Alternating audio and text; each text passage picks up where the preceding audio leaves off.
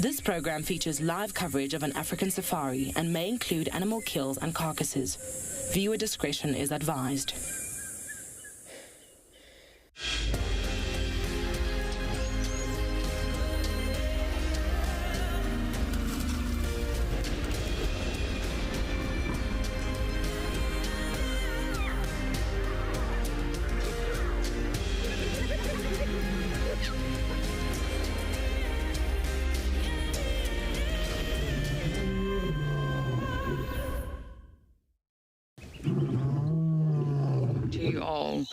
We have one of my favorite types of mornings here in Djuma. You can just feel that the sun is getting ready to burst through, but as you just go across the horizon, I don't think you can see from here, but this tree here, you can see the fog. Mist, sorry, it's not fog, it's mist, and it's really, really thick right now, and slowly that water is going to disappear and dissipate, and we're going to have the most glorious morning, and that's my favorite way to start the day. My name is Lauren. I do have Owen on camera today, and we are on Rusty. I feel like I now need to introduce the cars. We are on Rusty, which is a car that drives. Wow, I mean, Wendy drives, but you know, not very well. So I am racing to the Hyena Den. Why? I'm trying to catch the mother. I don't know who the mother is. I'm trying to catch her. I'm trying to see who she is. I won't spend all morning there, but we're going to have to put in a bit of effort into seeing who the mother of this mysterious cub is. So that's my plan, and that's why I'm racing ahead. But before I forget, the safari is live and it is interactive. You can, and you absolutely should, talk to us. Use the hashtag WildEarth on Twitter, if you like the Twitterverse, or the other option is just to be on the WildEarth website, and as long as you actually have registered, you can submit your questions under the live safari page. This is where we saw Mareebs exactly last night. And kids, if you're watching, please do send in your questions. You just submit them a little bit differently, and it's an email. So you send an email to kidsquestions@wildearth.tv. This is Spaghetti Junction. It's quite a good name, actually, because it's very messy. There's just lots of roads. And two very prominent pans. Owen just showed you one, and this is the second one coming up. We often find lots of animals wallowing in there. Spaghetti Junction is the sort of messy four-way, if you like, that takes you from Twin Dams, Mulawati, Pangolin Track, and Battalier. It's a really good place to check.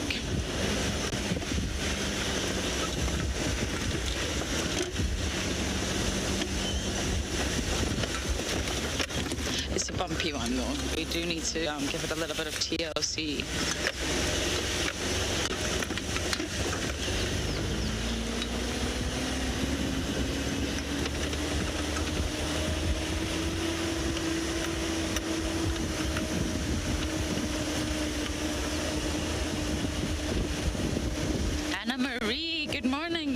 You're saying hi to us safarians.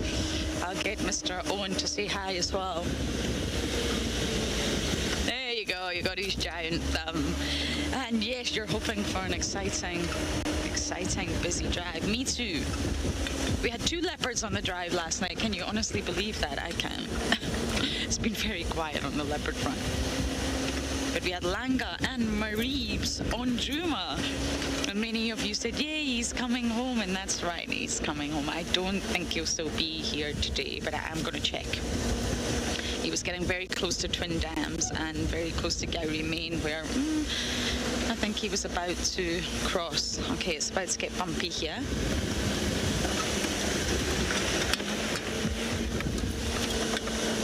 Hyena Den's just round the corner, and I'm obviously hoping for some action. These kind of mornings are actually perfect.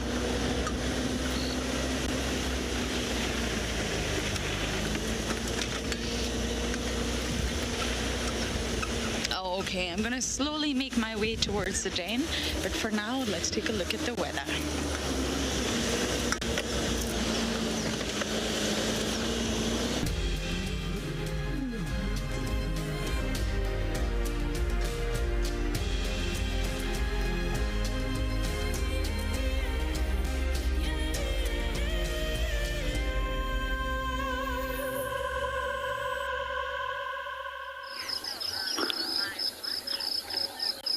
morning and welcome to Eco Training Pridelands. Yes, and it is an absolutely beautiful day and it is a little bit cloudy. The temperatures is nice and cool, but that's great for us because that means that we are going to enjoy activity of animals for slightly longer this morning.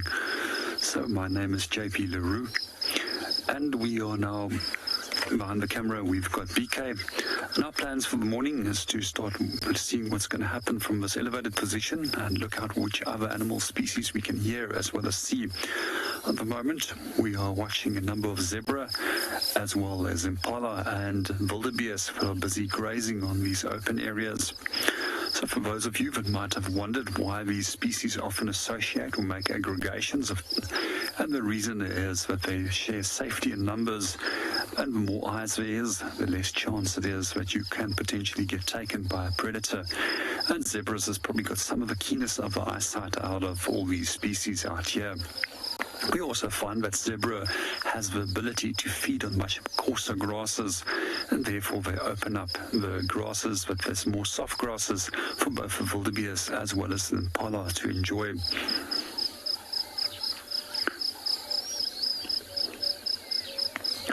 We're just going to do a short little silent segment from here and allow you to enjoy the beauty of the surrounding landscape, listen to the bird calls, as well as enjoying the sunrise.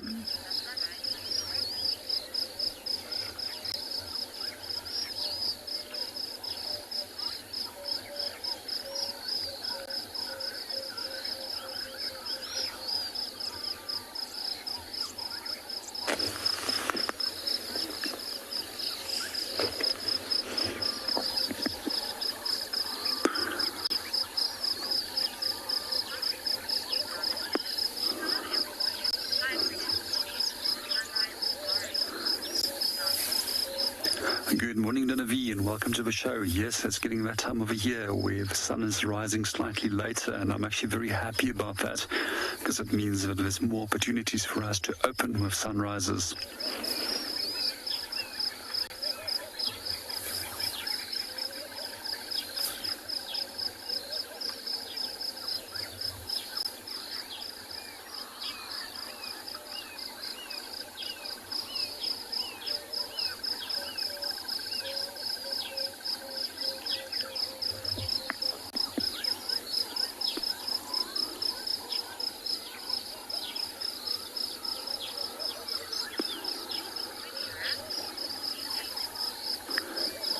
We're going to spend a little bit more time on our open plains area and I hope that there might be some other plains game species that might join. And meanwhile, let's go and see what the rest of the team is up to.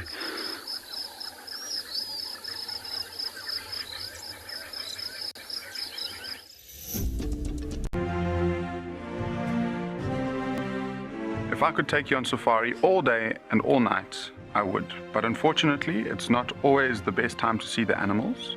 Now, in between safaris, you can watch the WildEarth channel with loads of extra shows. If you have a connected television, Apple TV or Roku box, then download the WildEarth app, and if not, then just find it on the App Store on your phone. It has been a wonderful privilege to identify one of our key characters here at Penguin Beach, Pepper, with a very, very distinct facial patterning, as the name would suggest, very peppered and speckled belly. I'm really looking forward to seeing what this penguin does over the next few days and months. Because of those unique markings, it's going to be really, really cool to watch it as it moves around the penguin colony here at Stony Point.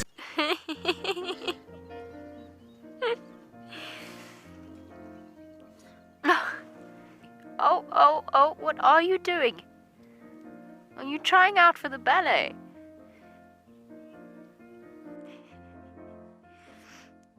Now it's an itchy bottom.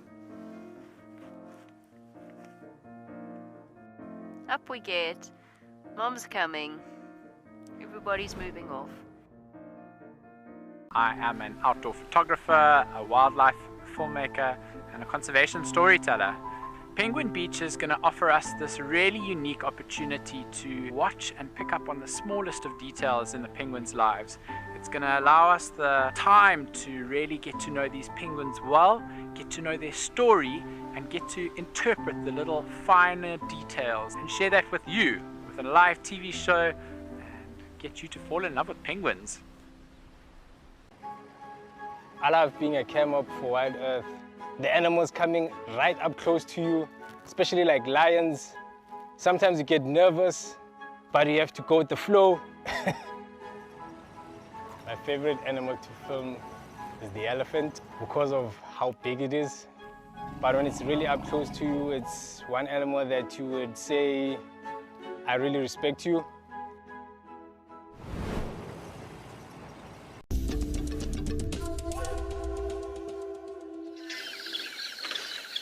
We are just admiring the view, but I think I can hear guinea fowl.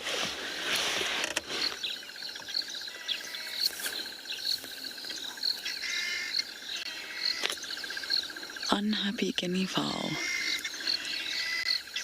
They only make that sound when they've seen a predator. And believe it or not, this is exactly where we had Mr. Mareebs last night. We lost, our car lost power. Wendy just, we lost the leopard because the car lost power. But he went in here. We wouldn't have road anyway. But this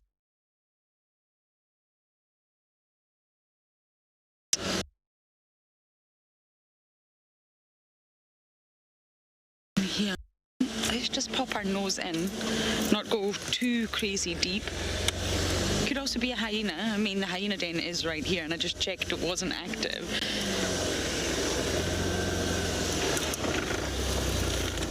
But the guinea fowl really only make that sound when they see something. It's constant. I'm just going to take my earpiece out.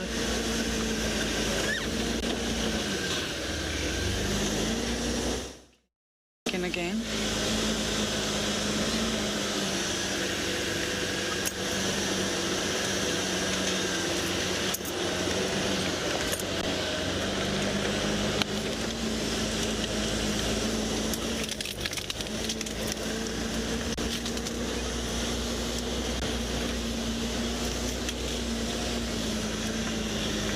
That's a beautiful marula. Would be nice if a leopard was in it.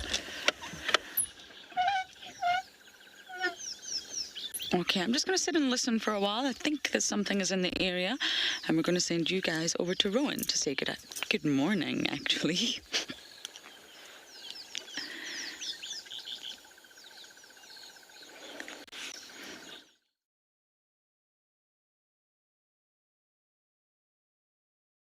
Is part of the show. This morning you are with me, Rowan, I'll be your guide, and Darby behind the camera.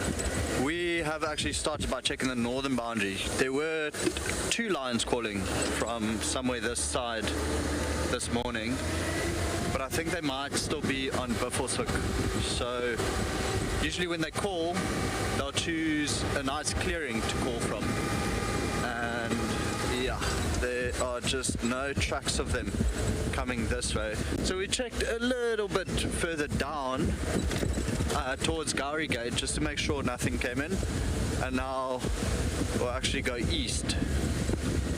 But from what it sounded like, I would guess that it actually came from this side. It did sound rather far, but you never know, they might be walking.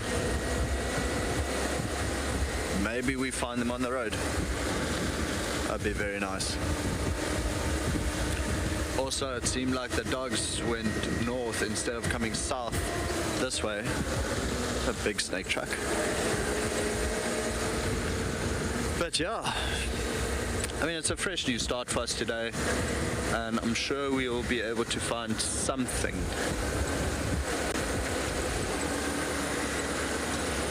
Probably just end up checking cut lines quickly, and then we'll make a plan from there. I think if Lauren's checking Hyena Dens,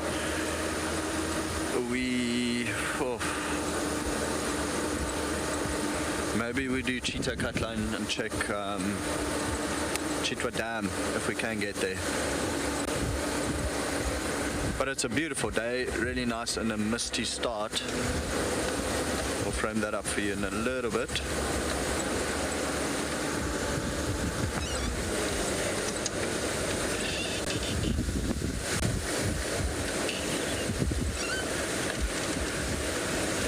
Actually quite nice on days like today. Hey Darby, let me reverse just a little bit. Because of the mist, you get that very cool outline on spiders' webs. That's awesome, hey?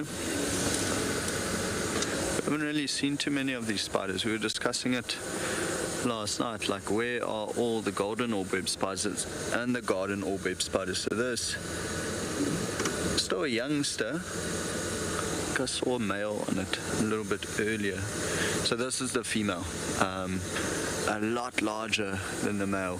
The male should be creeping around almost on the outside edges.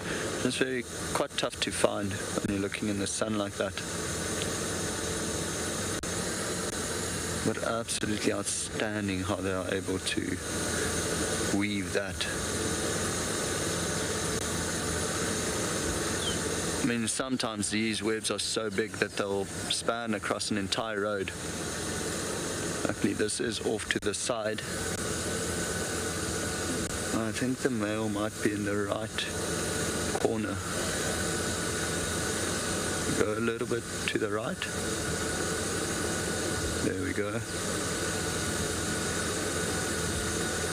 Maybe that's him. I mean, often you also get these dewdrop spiders just hanging around on their webs, just catching little prey insects that got stuck in the web of the orb webs. But that is just super cool.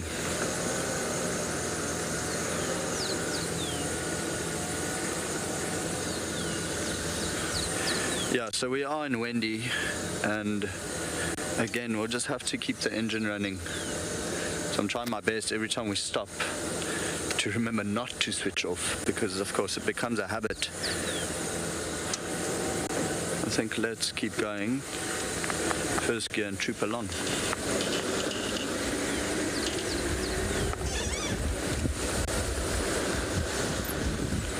While we continue to look for some tracks anywhere.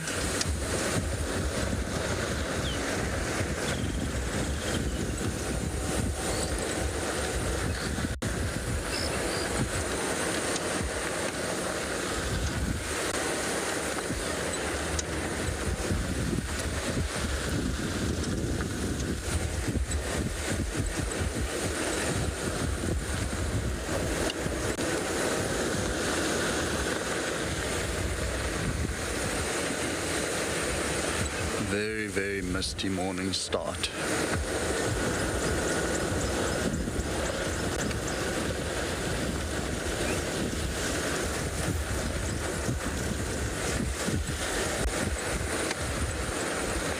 So I might need to rev a little bit for us to climb this hill. Part of the fun.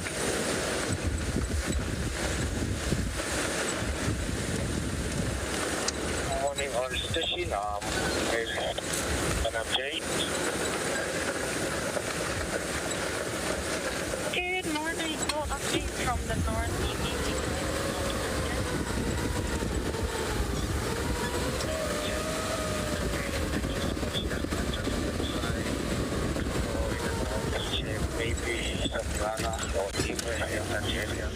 What do you say? Copy, copy. Good luck, Mike. We had no luck on our side. It gets really thick, and to be honest, with one car, I think we need to be a little bit sensible. And we're having crazy issues with our comms this morning. Lots of beeping and additional voices, so please do bear with me. And luckily Owen's hearing them too, so it's not just in my head. Otherwise I would have thought it was. Hyena Den, I literally just looked back in case the guinea fowl were alarming at a hyena that was going to... Is that something down there? Owen, no? Is it hyena?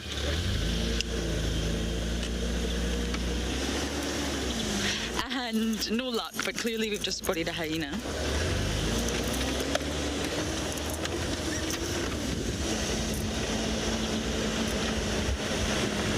Who's it gonna be, guys? Who's it gonna be? Good morning!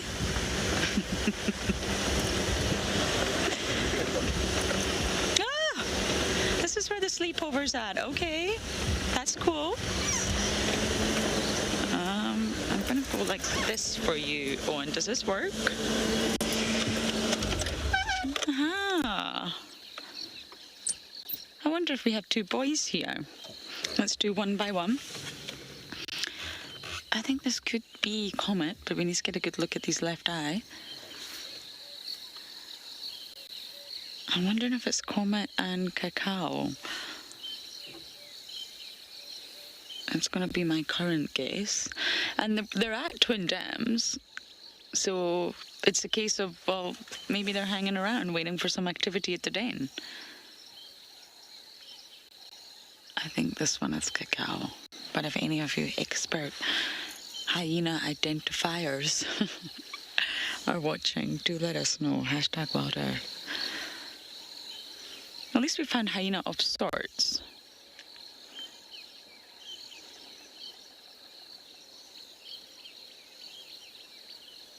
They're probably just taking a rest, maybe waiting for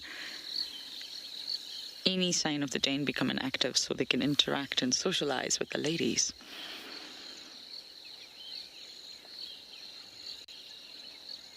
I'm absolutely baffled when we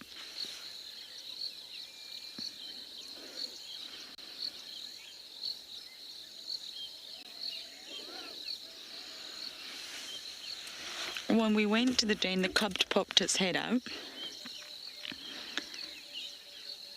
But where's the mum? Literally, who does this cub belong to?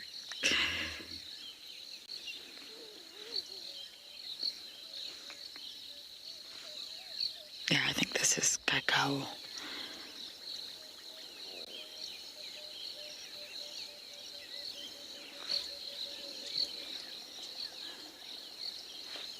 You see the way they just both popped their head up at the same time? I don't know what they're looking at.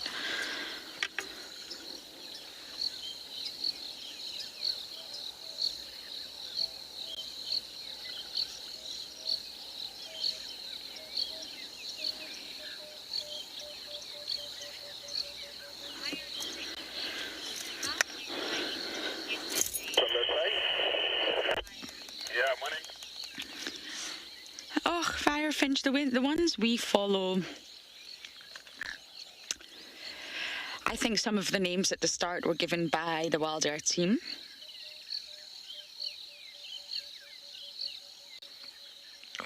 Makes me want to stretch now. And over time, we've put it to the viewers. And now we very much choose local names that have some sort of meaning and get people to choose, or the viewers to choose. It's definitely not the same as lions and leopards, I must say. Lions and leopards are a little bit different, but when it comes to hyenas, I would say people are starting to get a lot more interested in hyenas than ever before, but not many people follow them the way we do. For example, if you visit the den on Nkoro or Elephant's Plains, it's just a den. It's just a mom and cubs. Whereas we obviously go into great depth. This is Ribbon, this is her whatever litter, this is how old they are, this is, you know, the clan dynamics. And it's because, yeah, that's Comet. Hello, boy. You're just too handsome and clearly very sleepy. And I think that there's just not the demand there for hyenas. People don't come on safari and say, hey, I want to go and see the hyenas. Maybe now they do, but I'm talking very generally. And no, they're just not as extensive.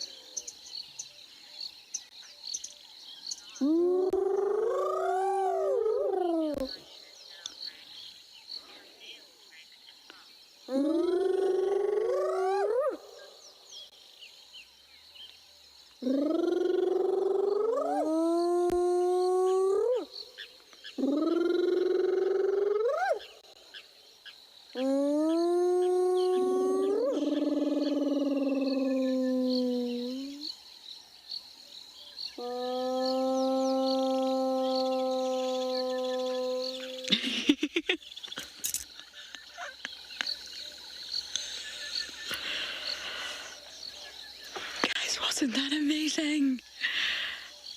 Sorry, I had to chuckle at the end there. Comment, just let that last note sort of go on and on and on. Boys, that was incredible.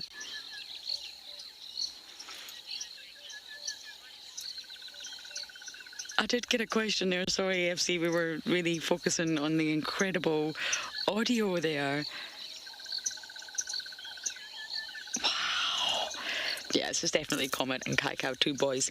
Last time I saw it, Comet was very dominant to Kaikau, and you can see Kaikau's a really small male. He's very small. I mean, males are smaller than females, yes, but he's a really, really small male.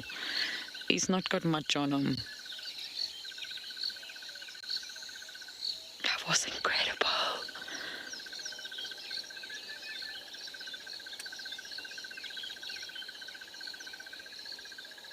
And someone did ask about rank there. Sorry, I was obviously letting you listen. And males are ranked in a way, but they sort of rank themselves, if you like. So males, just like Ngwazi's a perfect example. I don't know about Ngwazi now, but when he was originally born, he was high ranked because his mother was a matriarch, so he was high ranked.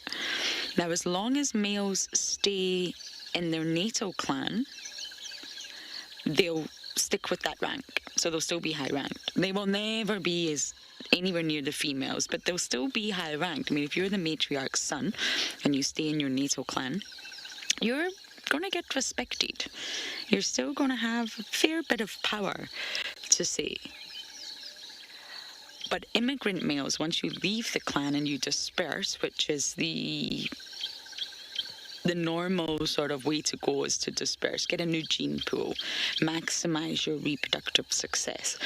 If you disperse, then you're an immigrant. You go to a clan and it's a new clan. You have got no status there anymore. Literally, it doesn't matter where you came from. You're in a new clan. You come at the bottom of the pile, literally. And the payoff for leaving your natal group where you were respected, you had a high rank, is basically mating opportunities. Eventually, they're going to mate with you, new gene pool. And how it works is normally female. Okay, I will answer that question in just a moment or two.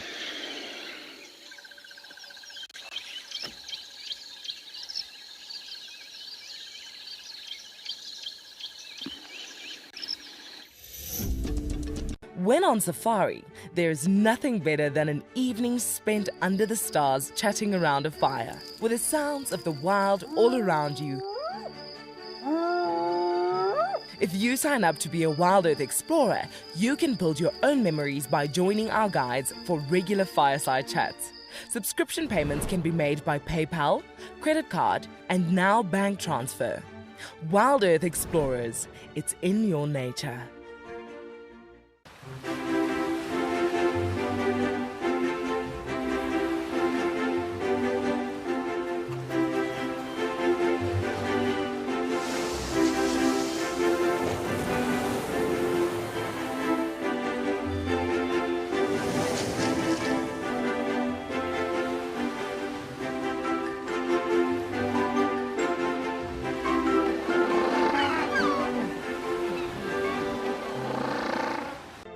There is clearly something in the vicinity around you that's drawn their attention.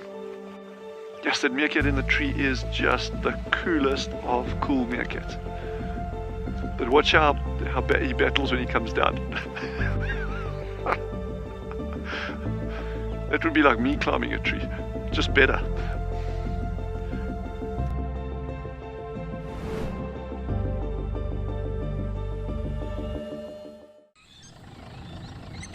My favorite animal is a leopard, purely because I just think they are just the epitome of feline grace and power, and the way they can move about in any environment and remain hidden until they want to be seen, I just find incredibly intoxicating, and they're amazingly beautiful.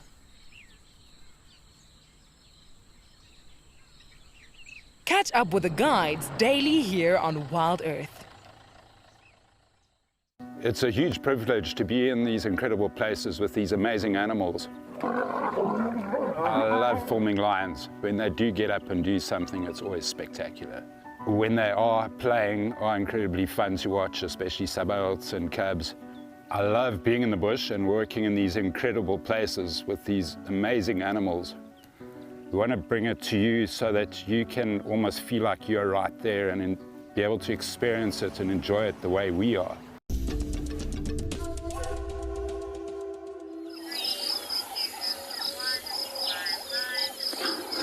Welcome back to Eco Training Pridelands. We're still up on Impala Plains. Unfortunately, our impalas and zebras have just left the plains area and moved into thicker vegetation where we can no longer swim. So one of the things that I would like to share with you is one of the guiding techniques which we often use, and that's knowing when to use silent moments. Quite often, guides will drive around yapping either about themselves or random facts that actually has irrelevant to that situation and that moment. So find yourself a suitable spot, a beautiful landscape, or when you do hear a number of different animals as well as birds calling, and then use those moments to stop and encourage your guests to actually listen. But before we're going to allow you the opportunity to listen and look at the surrounding landscape, I would also like to share a few of the birds that are calling with you at the moment. One of the calls that we hear at the moment is a call that's pretty much zit. And that belongs to a fantail cysticula, which is one of the little brown jobs that we have around here. So the other one that we do find here is another cysticula species, which is known as desert cysticula, which is actually, for me, important to actually know your bird calls, and that's how you can often locate a tricky as well as hard to identify species. But in the meanwhile, we're going to let you enjoy the different sounds in the background.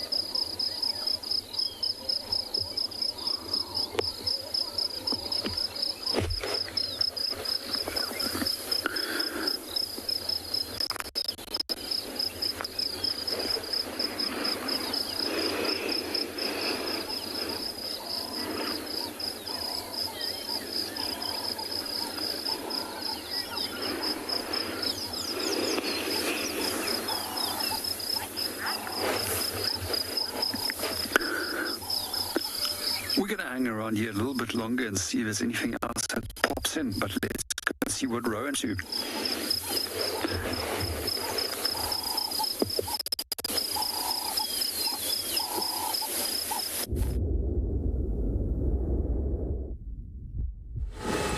Okay, so we've had no trucks crossing in, but on the radio they're talking about the lions that were vocal this morning, but it seems like they are just off in that clearing that we were talking about on Buffalo's Hook side.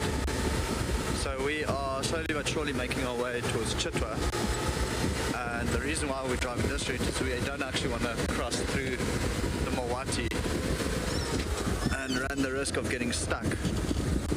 we're taking a pretty much flatter route. I mean, there are some dips on this road that we had to go through, but Wendy seems to be doing alright today. Flatter route. I mean, there are some dips on this road that we had to go through, but Wendy seems to be doing alright today. We're going to first and second gear. She just want to go check Chitwa Dam, see if Lunga popped out anyway there. I wonder if she is going to be shyer during the mornings, because in the afternoon she seems fairly relaxed.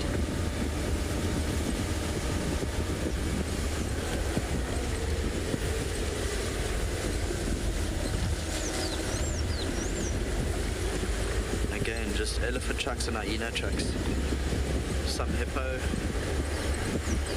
but nothing that we were hoping for. No lions and no wild dogs.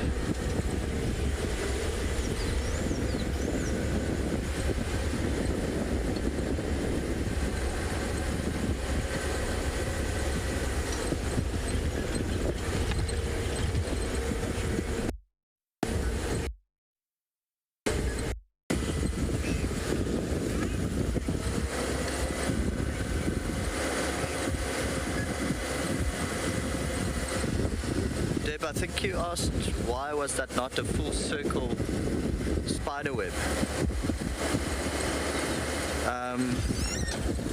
So I think it's mostly to do with where or how, which trees or which branches they're attached to. I mean, what I can remember, I'm not trying to think of the web, but so they usually have a leading line from one tree or a branch to another branch, and then one going down, so almost like that, and then down, and the circles in the middle. And I actually do remember there being a circle around her.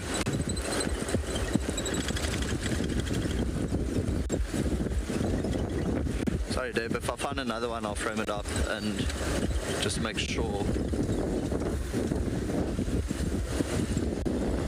Saying we're not really seeing too many of those yet, but you know, it might still be a bit of time, about a month or so, and then the golden orbib spiders and the garden orbib spiders will be absolutely everywhere.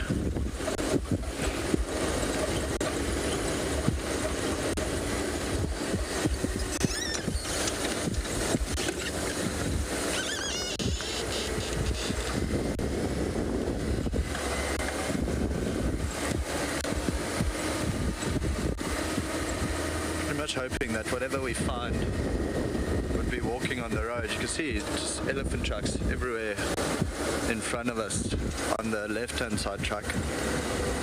He was walking on the road, sadly the opposite direction.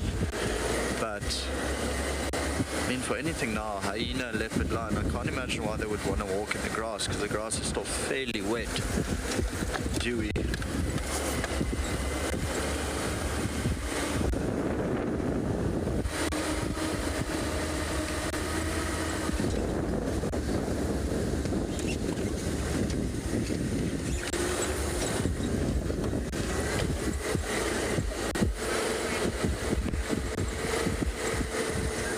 Gina, the elephant tracks rather fresh. I don't see any bird tracks on them. Let me actually just stop and have a quick look now that they've moved over to my side.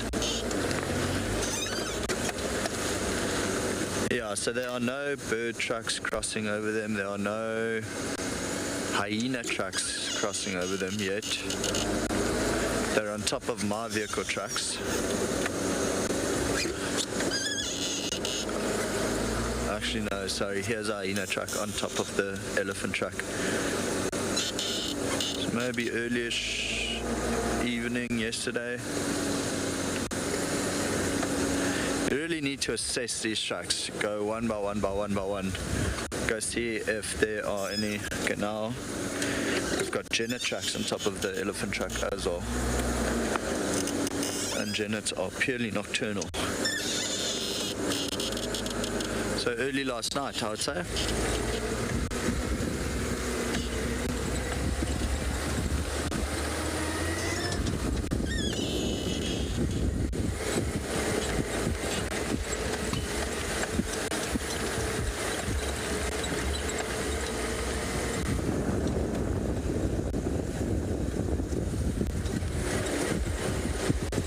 switched off to listen. Been a disaster.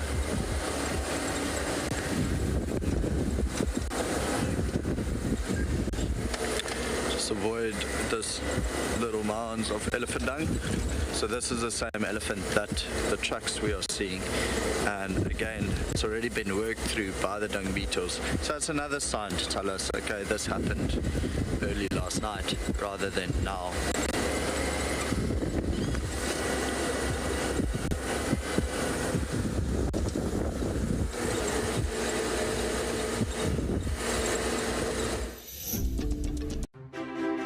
As a naturalist, it's really important that I stay up to date and up to breast with what's happening in the wild and in the world around us. The WildEarth app helps us do that and helps us stay abreast with the live interactions of animals every day. We're going to be here at Stony Point bringing you the African penguin story, and we'd love to see you on the app.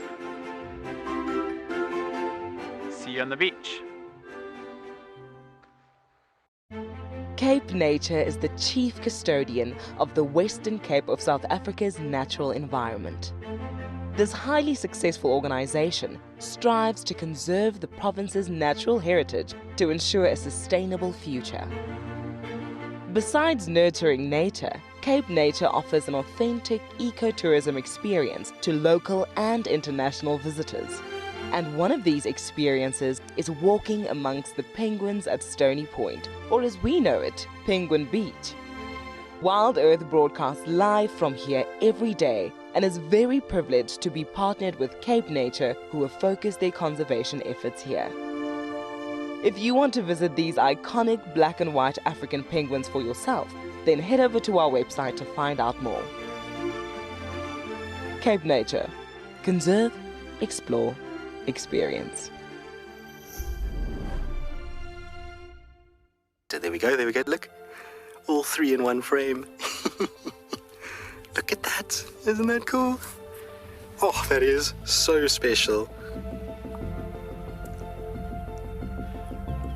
That is exactly what we had been hoping for, is all three of them to come together and make the perfect little family portrait.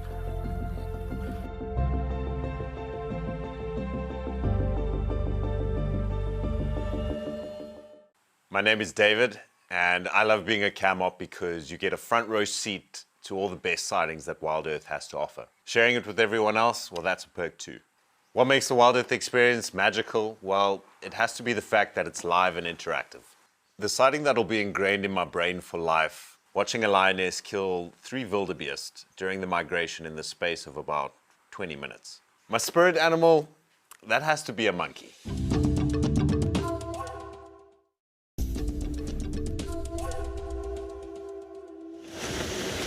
We came along Gary Main just to get an update from the east, just to get on that channel. It works analog, it's not digital, our Eastern channel, so we kind of have to be close to other Eastern channel vehicles, and then we pick up what they're saying. But there seems to be no update, so I just, again, my usual plan, scratch around the east. One of these days we're going to get Miss Kalamba, and then just keep popping in back at the den. See what we can find along the way. Otherwise, we're never going to find out who this new mom is. Yeah, the Djuma clan love to keep me on my toes, that's for sure. It's their favorite thing to do. But that audio, that ambient sound from those hyenas calling, I've missed that. And did you notice, especially Kaiga, Comet was lying down, so he was being a bit lazy, but he was putting his head down, he was vocalizing into the ground, ooh, into the ground. He wasn't sort of doing this. You see when a lion roars, they sort of roar into the air because sound travels naturally. And lions and leopards have got that specialized voice box that's sort of equipped to project sound. It's non-ossified. Therefore, it's not bone. Because if you think of bone, bone is hard. So if you're sort of trying to bounce sound off it, it's hard. Whereas cartilage is soft and it's very, very flexible. It's a really wonderful material, cartilage, and it vibrates. So with a lion and leopard's voice box, when they're pushing out sound to vocalize, it vibrates, which actually projects the sound further. Whereas hyenas, if you notice there, they project sound into the ground. And it's interesting, they seem to understand on some level that you don't need to project into the air. Actually, if you project down into the ground, it travels through vibrations across the land. I'm convinced. I had this discussion the other day with someone, and I really can't remember who it was, about hyenas having this understanding and intelligence of the sort of vibe.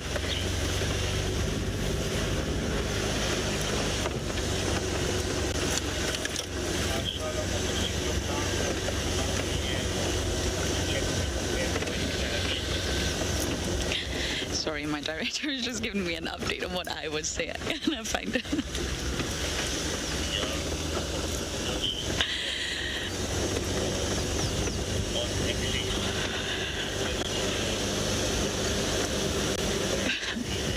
Did you get that name, Owen? Texas something.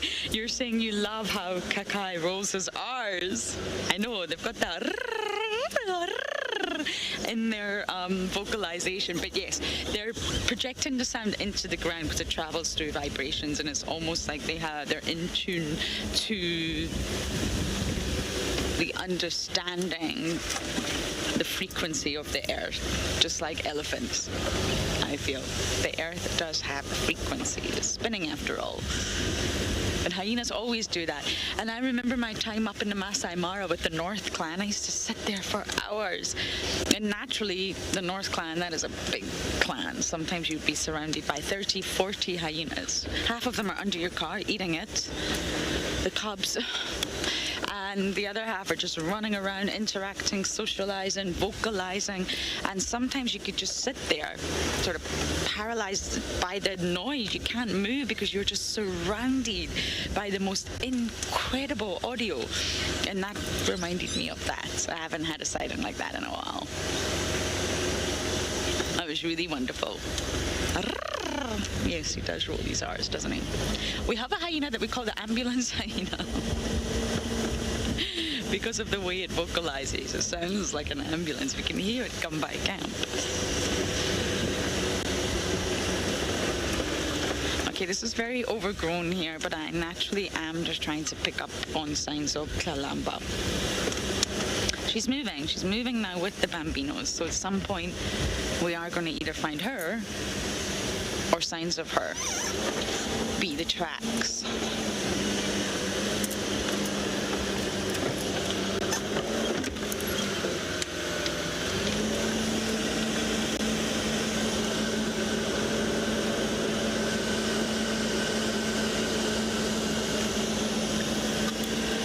Finch, you're asking who's my favorite leopard.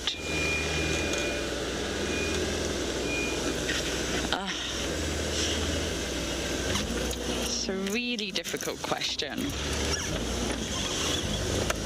My favorite male, dominant male, was without a doubt Tingana. God, I love Tingana. I've had some incredible sightings with Tingana. I spent a lot of time with him when he was around a lot more before he sort of became nomadic. Obviously, I love Hosanna, but I don't really know Hosanna as a dominant territorial male. I just knew him as a young male like Marives. Naturally, I've fallen in love with Marives, spent a lot of time with him. Who's your favorite male, Owen? Tavangumi now. Oh, it was Hukamuri, wasn't it?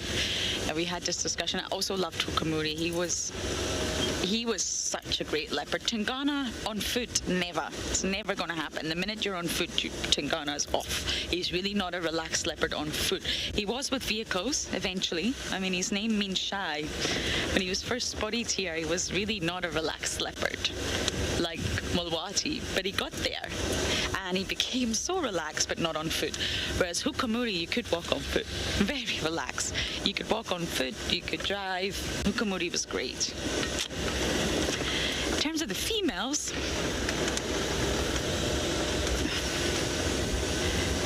Tlalamba, without a doubt. Without a doubt. When I first met her, she was also just a cub herself, approaching sub-adult. And I always said, I don't want to fall into her paws. No. Everybody loves Tlalamba. She's not going to be my favorite leopard. And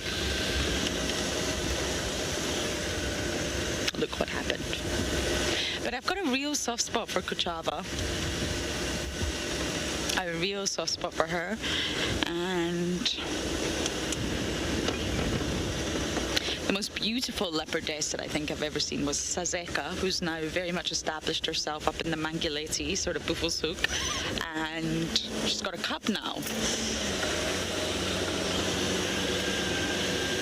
But I love them all. I really don't not like any leopard. I get frustrated at Mulwati because although he's doing an incredible job at being a leopard, he's also a little bit frustrating for us. But it doesn't mean I don't like him. He's fantastic at just being a leopard. But I've had some really, really wonderful leopard sightings. But I think the royal lineage, Tandi, Tingana, Osana, Tlalamba, Maribs, that's my top choices because it's the ones I've spent the most time with. I've changed my mind. I'm going to go along Central. I mean, when I first joined, they dominated the land. My goodness. It was all about that royal lineage. But as time goes on, the older animals do die. Dispersal males come in, dispersal males leave, things shift. Tandy was the dominant leopardess when I first joined. My goodness, you would see her everywhere on Djuma. But sadly now she just shifted east.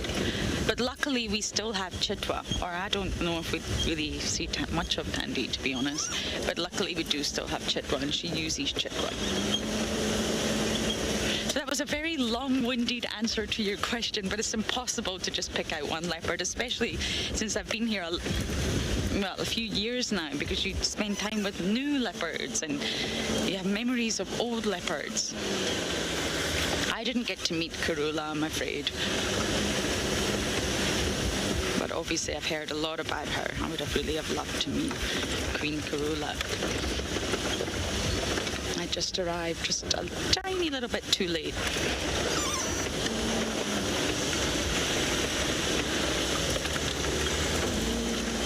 Okay, I'm gonna scratch Central.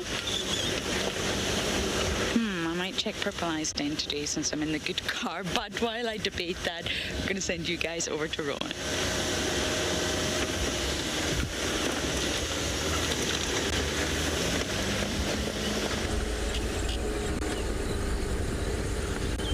I'm still slowly bumbling towards Chitwa Dam.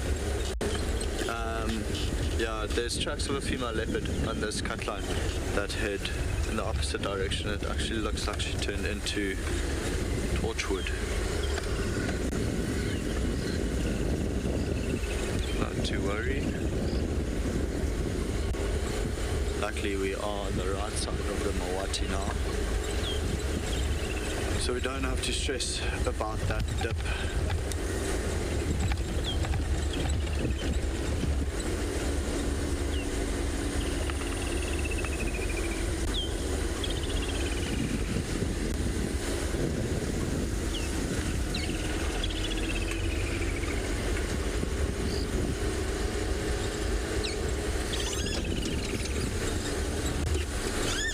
Let's just take the main road straight in.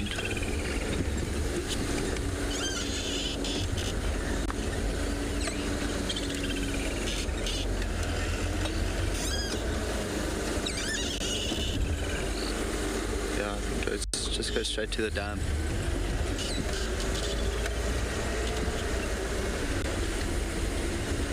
Also driving quite slow here just to see if there are any tracks of Maribs coming back this way.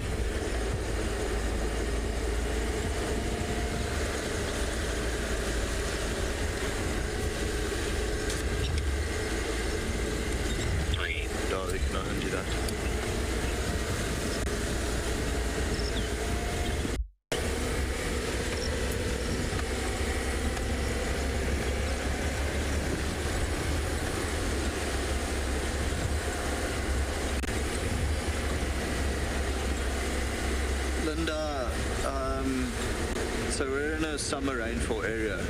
So of course when it rains, trucks are washed away, which will make tracking in summer different to tracking in winter when it does not rain. So seasons do in fact affect tracking. Weather affects tracking. So in summertime you often get like a dewy layer even on the sand. So then what happens is if an animal walks early morning or nowish, it will crack that dewy layer so you know exactly how fresh it is. But yeah, without a doubt, seasons do affect the tracking. I just want to get my binoculars quick. It's just some impala on the dam wall, which doesn't bode well for our leopard. Small section of Chitwa that we want to check.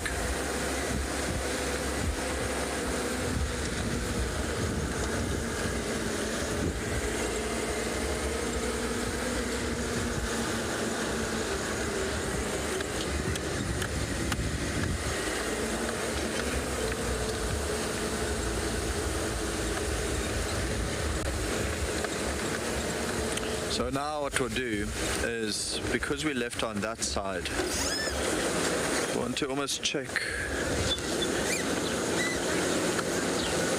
every single game path that's coming through. So while we do that, we're going to send you back across to Lauren.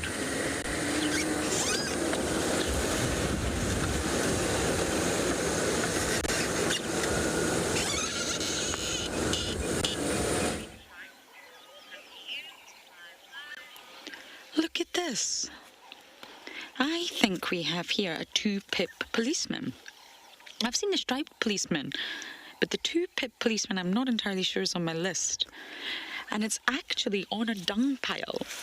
Now, this dung pile has already been sort of sifted through by the dung beetles. It was a big dung ball, but once the dung beetles get to work on it, naturally it looks like this. It looks like carpet. They sift through every last part of it. And that's the importance of dung beetles out here.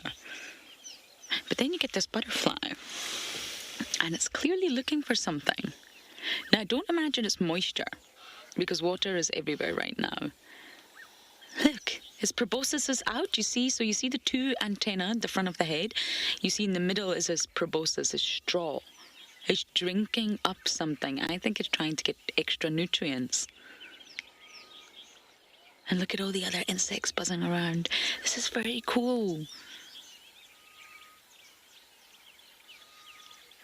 Butterflies are known to land on carcasses for nutrients, to drink the blood.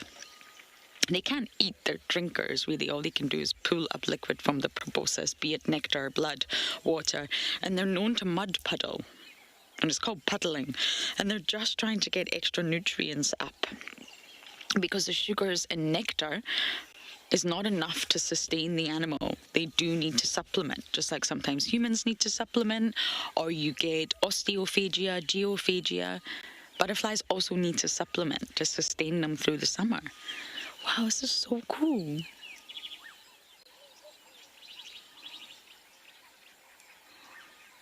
But I can't imagine there would be much moisture there. The dung does look still wet, though.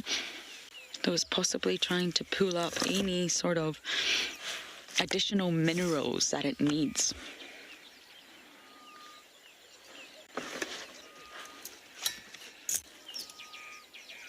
This is very cool, and it's a beautiful butterfly. It looks very similar to the striped policeman, but it's got those 3 sort of dots, if you like, on that on that white band. The striped policeman doesn't have that. I don't know why you call a butterfly a policeman. Please don't ask me that question, because I don't know.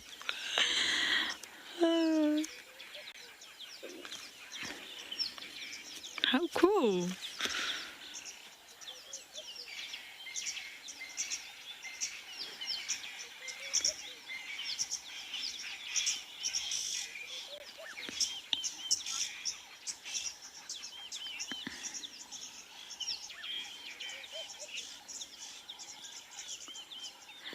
I have a comment from James. I'm just going to clarify. Is that James Richard, I see?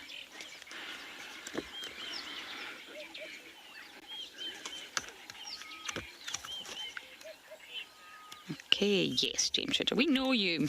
Can't start changing your name now. Yes, it is a 2-pip policeman. Okay, thank you for clarifying.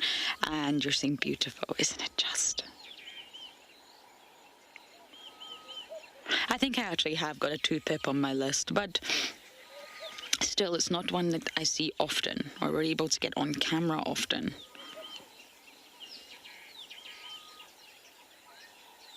It is. It's using its proboscis to find something. And it can't pull up, like I said. It's not got the mouth parts to chew in the adult phase. It's not a chewer. So it's not looking for dry food here. It's looking for something of a liquid medium. And it has to be some moisture that's on the dung here that's giving it additional minerals.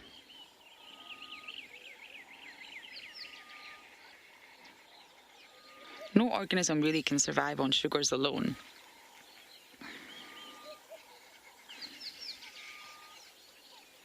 This is incredibly cool.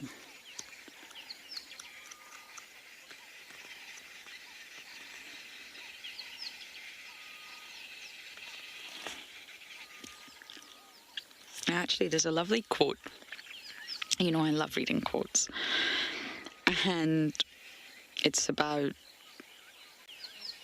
insects and the caterpillar, and it's by Joe Reed. And it says, "You're ugly and hated by all. They squash you or spray you for sure. But if they only realize you're merely a butterfly in disguise." Isn't that lovely? It's quite applicable to humans too.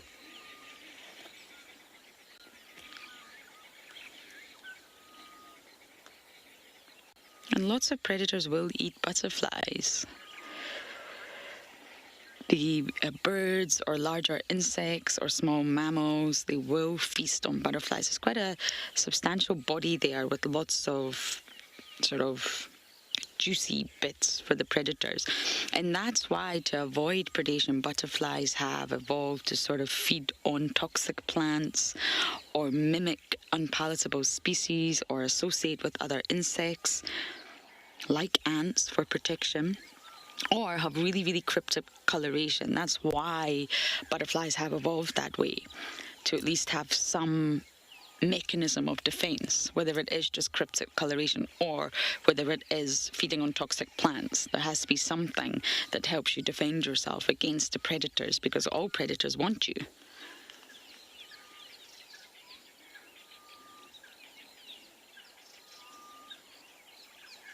It's maybe replenishing its salts, actually. It's maybe just looking for some bit of salt. It's now going for the moisture on the vegetation.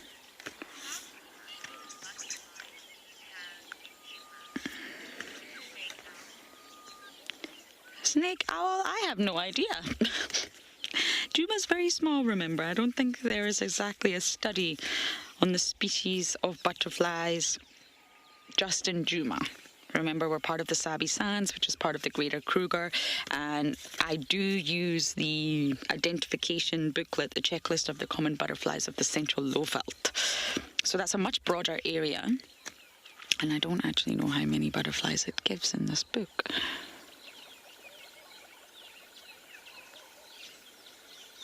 I could try and count them, but just in Djuma, I'm not sure I could possibly answer that question. You normally talk about species in a little bit of a broader area than that, but there's a lot of pages here.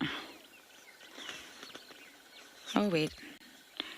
Okay, according to this ID checklist, you can spot 853 in the central lowveld.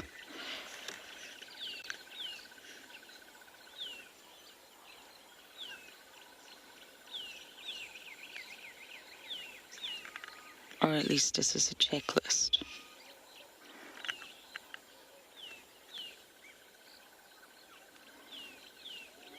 Maybe this is just a checklist. But essentially, I don't know. I don't know how many you see in Djuma. You see a lot. Okay, we are going to bumble on now, see what else we can find.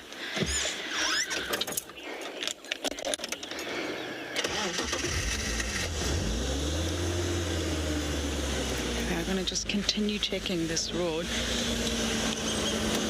Let me just check. The first hour I don't think is up yet. I have this, oh it is, this sort of thing about just moving in that first hour in the morning before it really does become too hot and things go flat. And that's normally our best chance at catching mobile predators, which we're going to have to rely on a little bit more now that it's summer. It's so thick. If you don't spot the tracks, it's going to be very difficult to find a predator in the thicket, and therefore I want to catch them moving.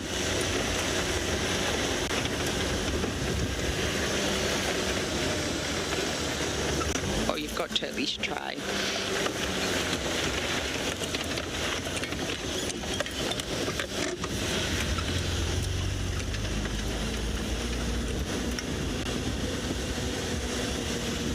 Two ideas of areas Kalamba might be moving, but what I do want to show you is this is Simulwati. It's a drainage line, and just at the bottom of this drainage line is the Hyena Den that Thandi used and Kalamba used, and I just want to show you the ground now. And this is why I really don't believe Kalamba's going to use the sort of gory pan dens anymore since the heavy rains. If Owen can just show you, it's waterlogged, and that's substantial. A tiny little cub. They are tiny. Although they're mobile, if they have an accident, they could easily drown in this. It's really not the terrain anymore to keep cubs, which is why I think she's going to change the den or change the sleeping site to somewhere that's a little bit drier, a little bit higher. So I do have two potential ideas that are just a little bit further west from where we are now. So I'm going to scratch around and see if we can see any tracks, because if they are using a den site, then there will be lots of tracks. So as I bumble on, I'm going to send you guys over to Pridelands.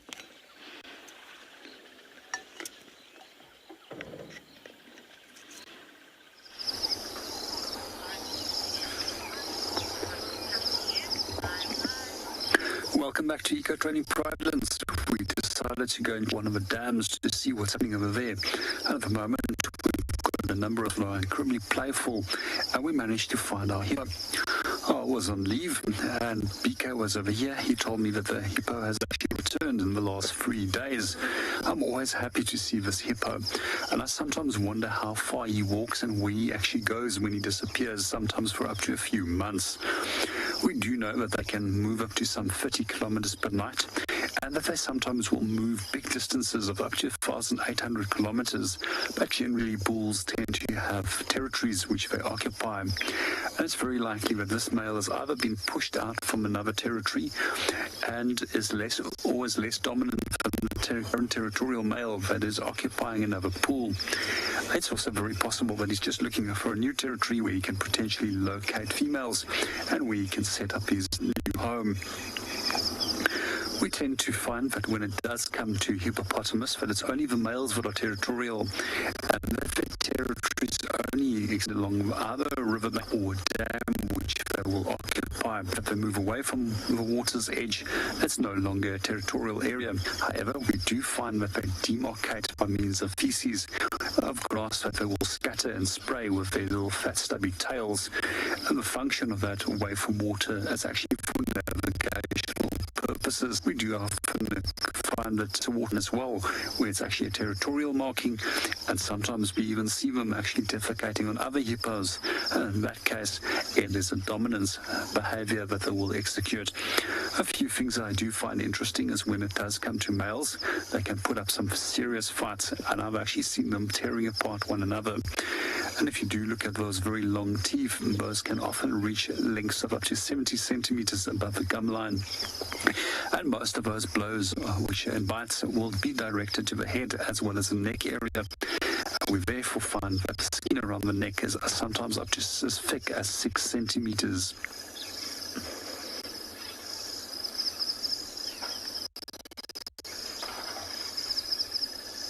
Let's watch our hippo and our impalas and just listen a little bit to the different sounds in the background.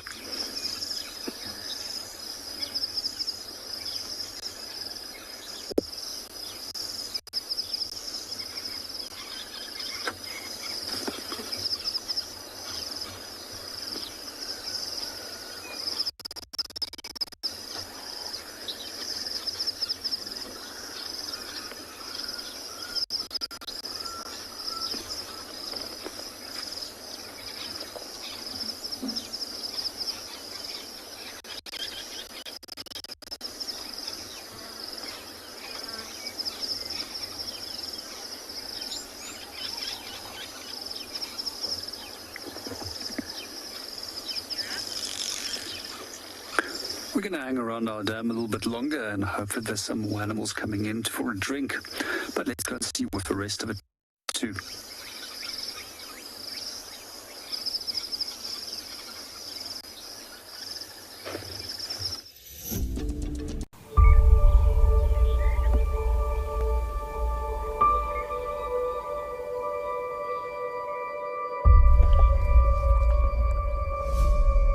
Look at that, it's amazing.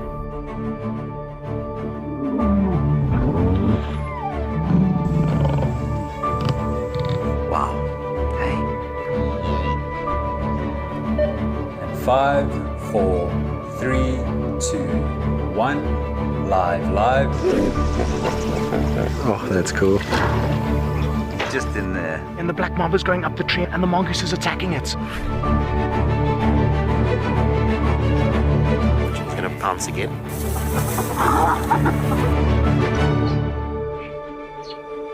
Sure, you can all agree with me. It's not a bad start to our Wednesday morning.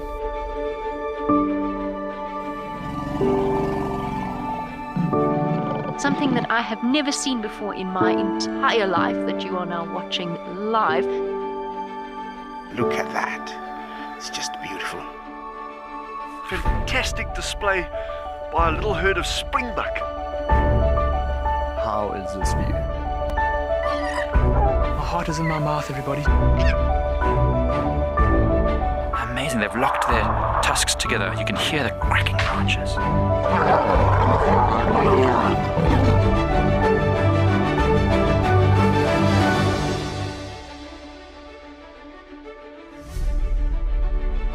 It is so incredible to spend this time so close to an African penguin, and it's completely unfazed by my presence whatsoever. How insane is that animal?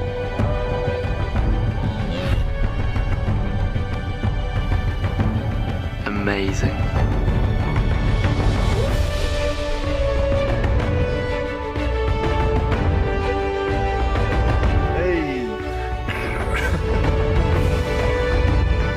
Awesome. It is fantastic to watch. Well, now we've got a tug of war between mom and daughter, look. I'm just at a loss for words. That's just incredible to see that.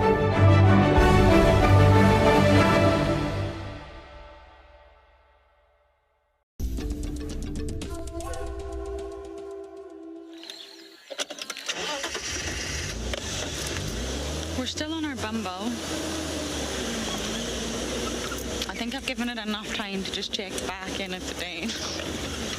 I know some of you think I'm crazy. But it's literally a timing thing. I remember one day I checked and then I think someone came behind me and checked. I can't remember, the other presenter also went and checked and they got lucky. It's literally just a timing thing, being there at the right time. So we may as well check.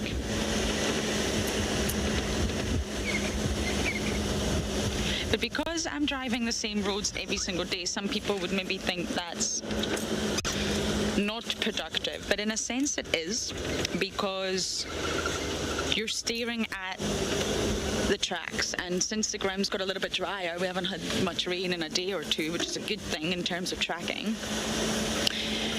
You are seeing that there are no tracks, let's just say for a leopard female, we're looking for Tlalamba, and then you're driving over them, you're literally creating a blank canvas every single day, which is a good thing, because when you do wake up one day and you come out and you see leopard tracks, you know, aha, I drove this road at whatever time yesterday, these tracks are fresh. You literally know, and you have a better chance of sort of analysing what's going on the ground.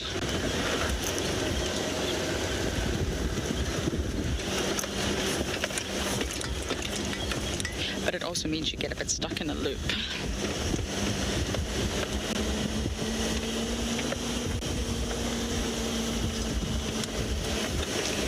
Daniel, I would imagine you go to tracking school. I'm not a tracker.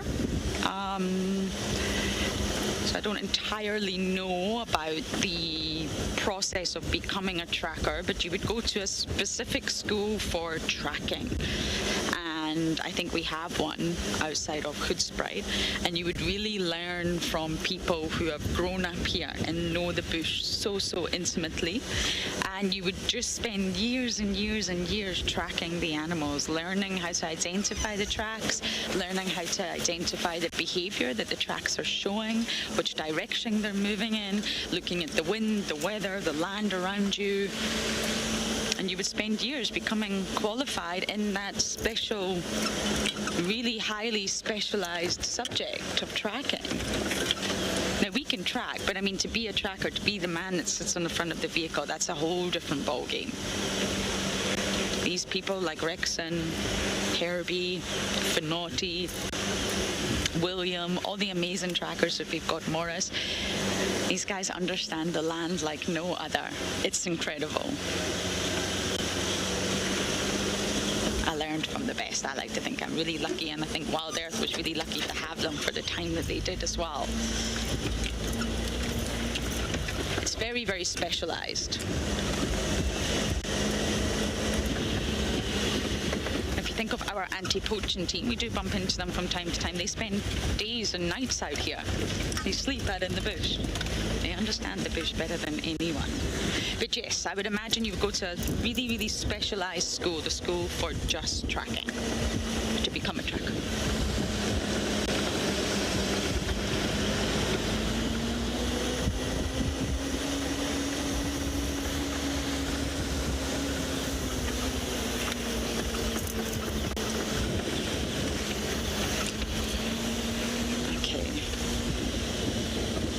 Back at square one where we were earlier, but it's not a bad thing.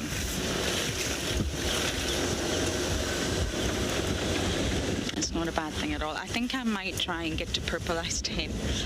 I'm just a little bit worried with our vehicle situation, getting in a hairy situation.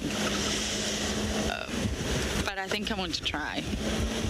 I know that area quite intimately. It's the one that James and Darby actually found Purple-Eyed Den on foot. That's how much bushwalk we used to do. And in Purple, I spent time there. All the Nkuhumas during that period denned on Djuma.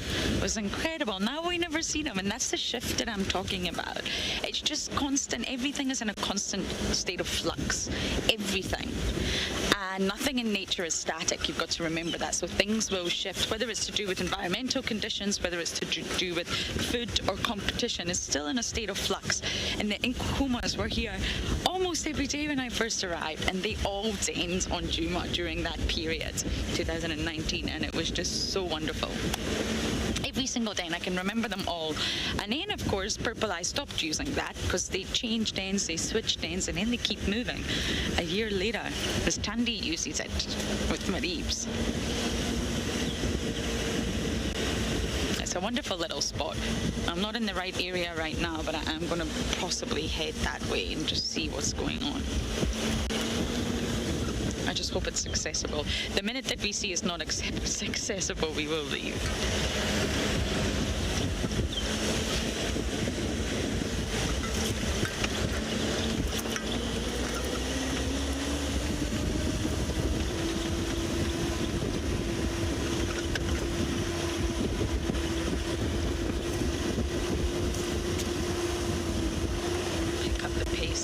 Rusty can fly, let me tell you. That's why the boys like it. My goodness, she can fly.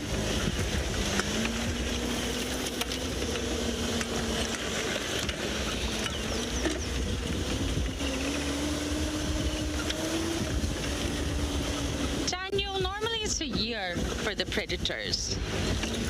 So Maribs is not a cub, he's a sub-adult now. And Ngwazi, not really a cub. I mean, for hyenas, I guess you could probably push it to 18 months, but it's normally about the year mark.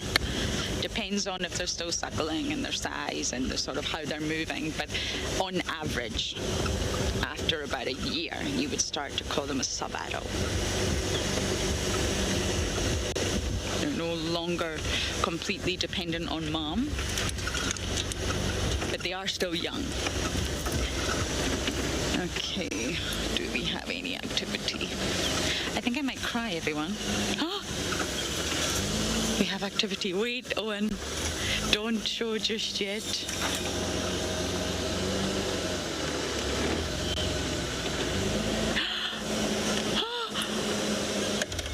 It's not ribbon.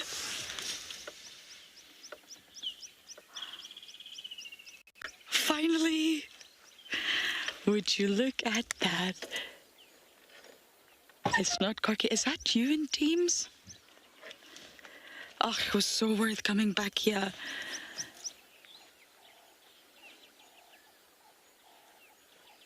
There's a nick missing out of the top left here.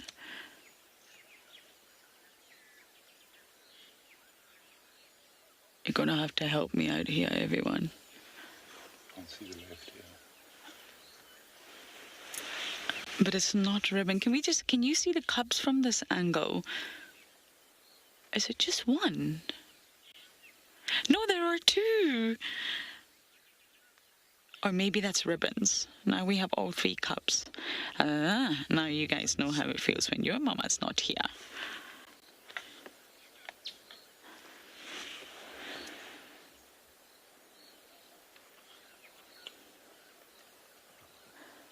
Is it hard? Come on, look at me, girl. I need to see your ears on your face.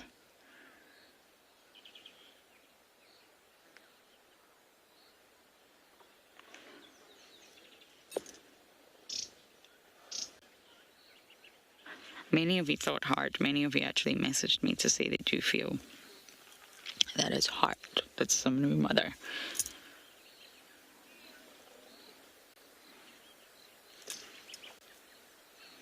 That would make sense. I saw on Djuma the other day. No suckle marks. Or it really didn't look like it anyway.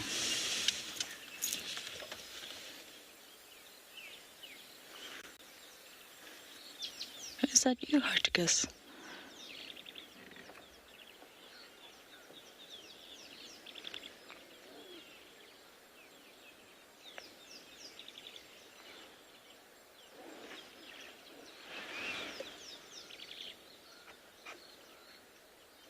That little one will be so happy every time we come. It's the one that's not getting fed.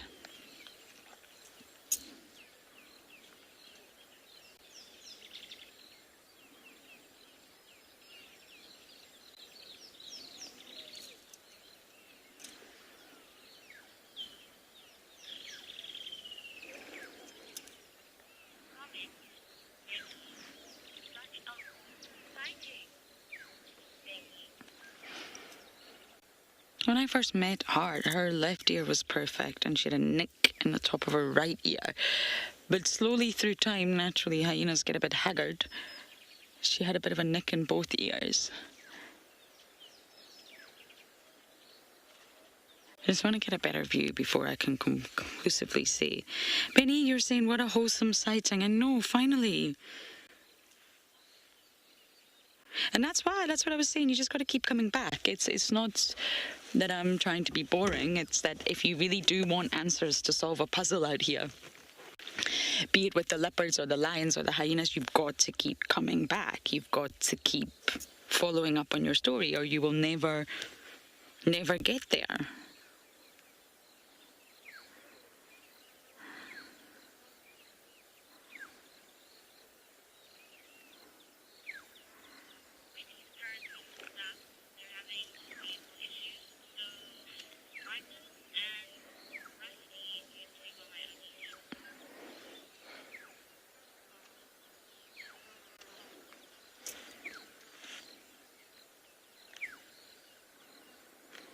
Apparently Wendy's stuck, I'm not quite sure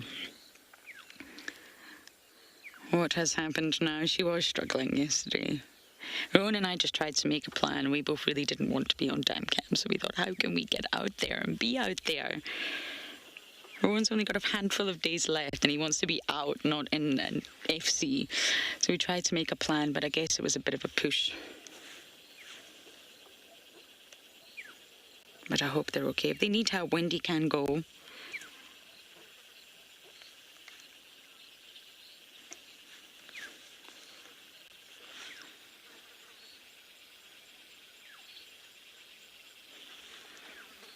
Oh, and I feel I could reverse for you a little bit.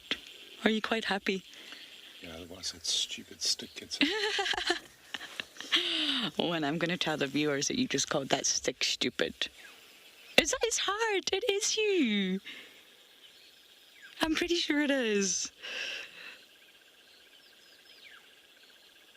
It's hard. I know that, Nick. When she looks at you, once I see the face, I need to see the face of a hyena before I identify it.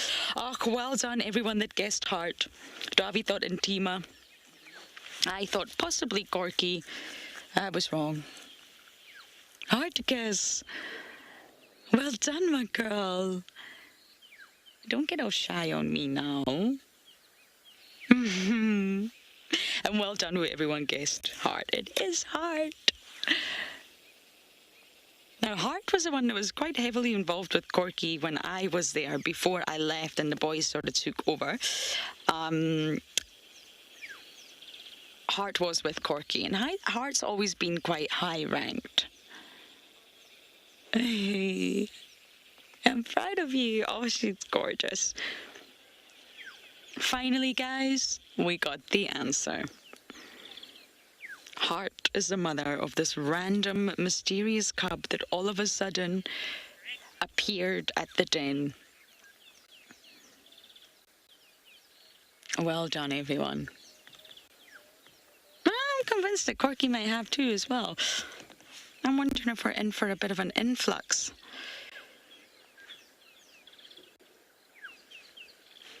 And I mean, Gingirika's still alive. Pumela sadly didn't make it, but Gingirika was born around mid-June 2020. So that would make it 18 months. So this is telling you that Hart's quite high ranked. Well done, everyone that guessed Hart. Well done. I'm over the moon.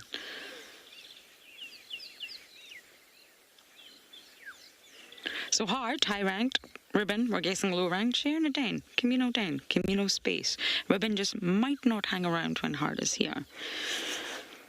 Hart was born in 2015, early 2015, so that's making her coming up for 7.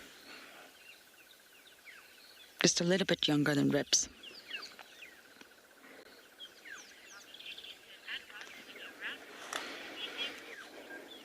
Okay, we're going to sit here and enjoy every moment with our new mama Hart.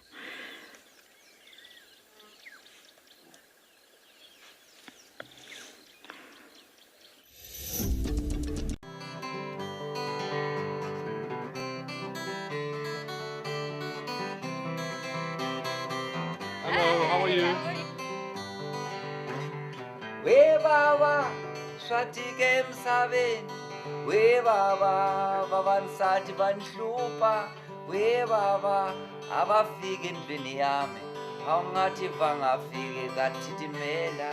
We baba, we baba. How city was a Friday, my darling. Was a Friday. This is that one, I don't know if you've seen guys make soap out of the leaves. Yeah. My sweetie. Was a Friday.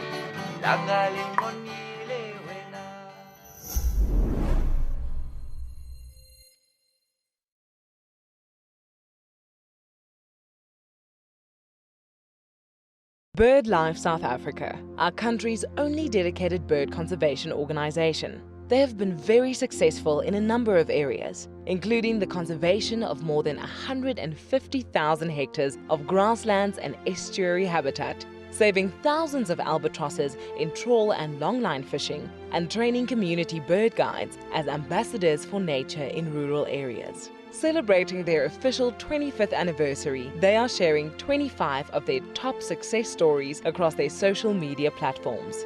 BirdLife South Africa is currently striving towards the conservation of 132 bird species that are heading for extinction. If we conserve birds, we will protect other biodiversity and important habitats that provide clean water and clean air for humans.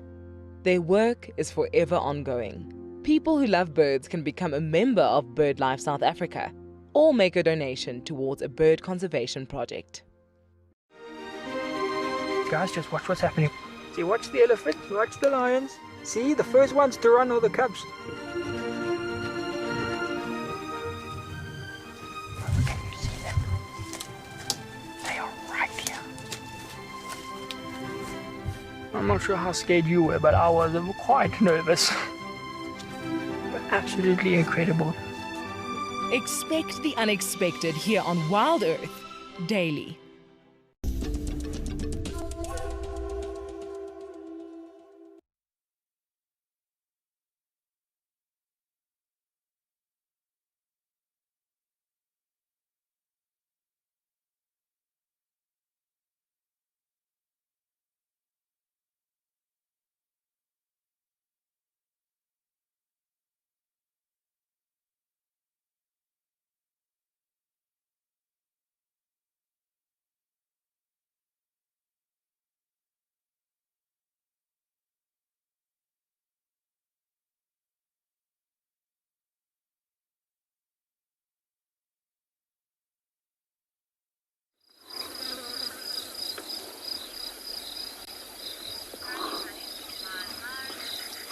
Welcome back to Eco Training Pridelands. We are out on zebra plains at the moment. We are looking at a number of zebra as well as impalas. And they're busy happily grazing on. And if we do start looking at the different social structures over here of impalas at this time over here, we'll notice that we're having all male groups that are forming. If you're not sure how to separate males from females, it's actually very easy. As with most woodland antelope species, the males all have horns and females don't, because horns actually get in the way when you infect vegetated areas. Unlike species such as wildebeest, which is an open plains game species, we'll notice that both male and female has horns.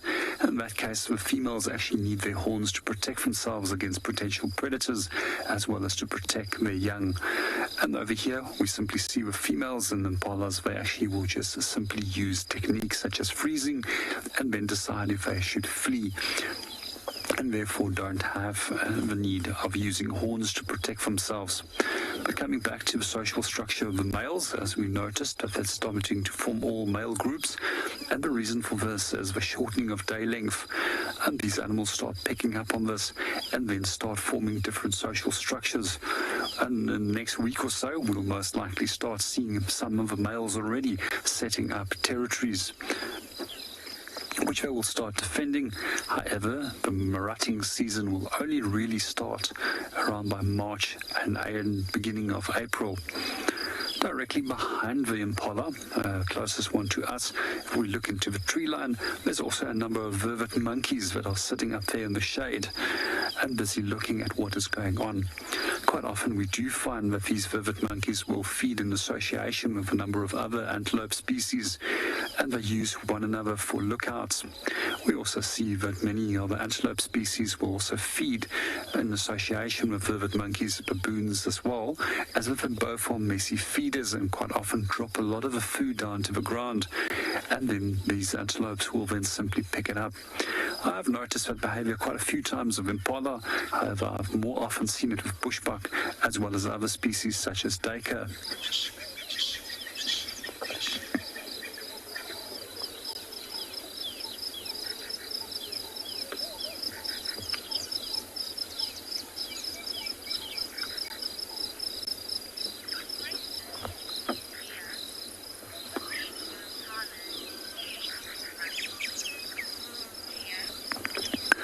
Good morning, Gia, and welcome to the show. So what we normally find is that after a year of age, a male can actually reproduce. However, they'll generally be large enough only to start competing with other rams at approximately 3 to 4 years of age.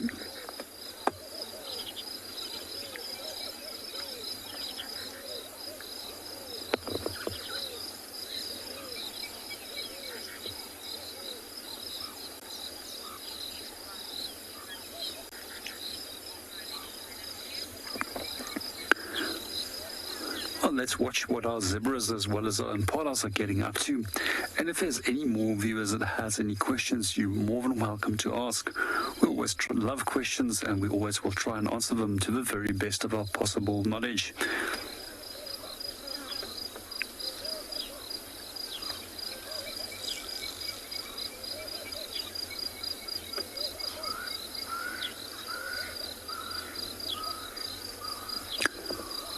So both of myself as well as have been bothered by a number of different flies this morning that's trying to bite us, and we can see precisely the same. These zebras out here, in their case, they're successfully using their tail to actually keep flies away from one another. And very often you'll actually notice how they will to tail and making sure that they can keep flies away from one another's faces too.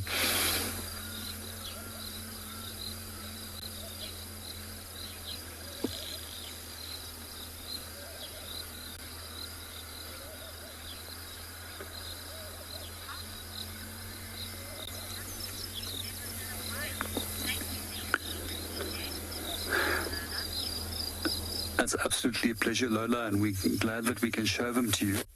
And we're glad that they're actually so relaxed. Often one of zebras, they don't relax easily with vehicles, and then especially one of them will start running, and the rest of them will start running very soon.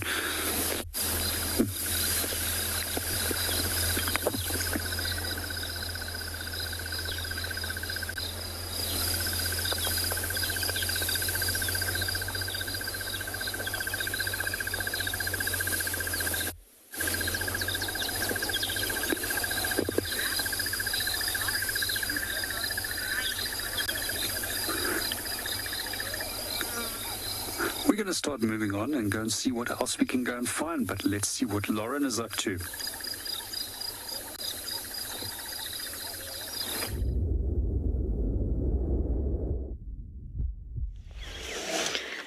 Well, I haven't moved anywhere. This is just far too wonderful. And I haven't spent a lot of time with Heart recently. Heart's one of the adult females that I've probably spent the least time with. I have had incredible sightings with Heart, but she is in fact Gwen's daughter. So when we talk about Gwen's den, we're talking about Heart's mum's den. That's on the Cheetah Line Firebreak Junction. And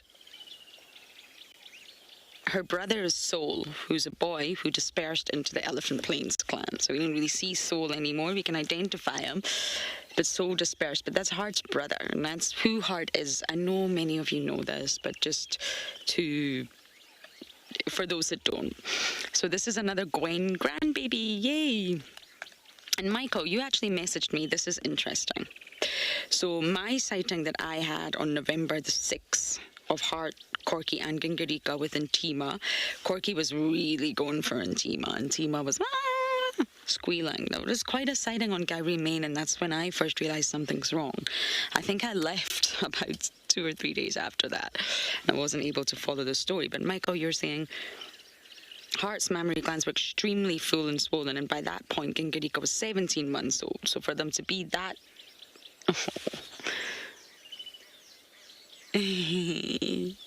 Oh, the others are coming to investigate.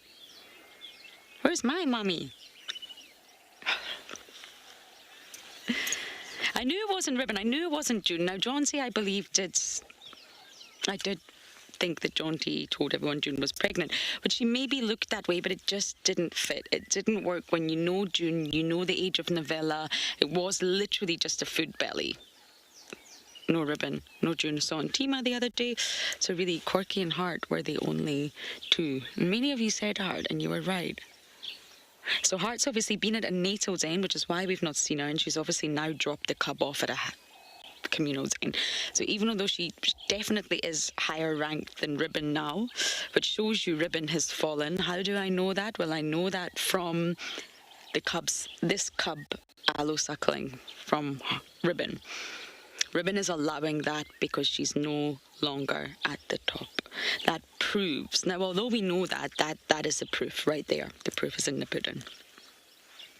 So we now have established that Corky and Heart are higher than Ribbon. So,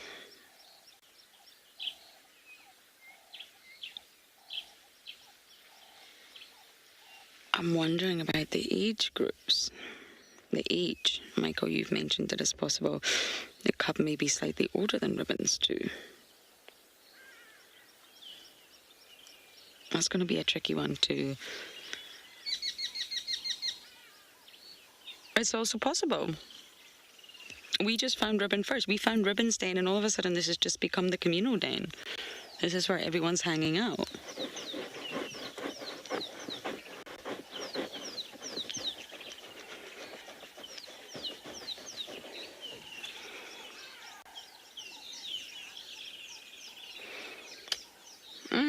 I'm so glad we solved that mystery, everyone. I was going crazy.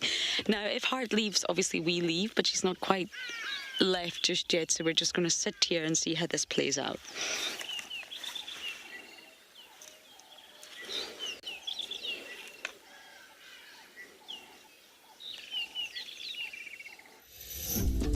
Hello everyone, my name is JP. I'm one of your WildEarth eco-training bushwalk guides.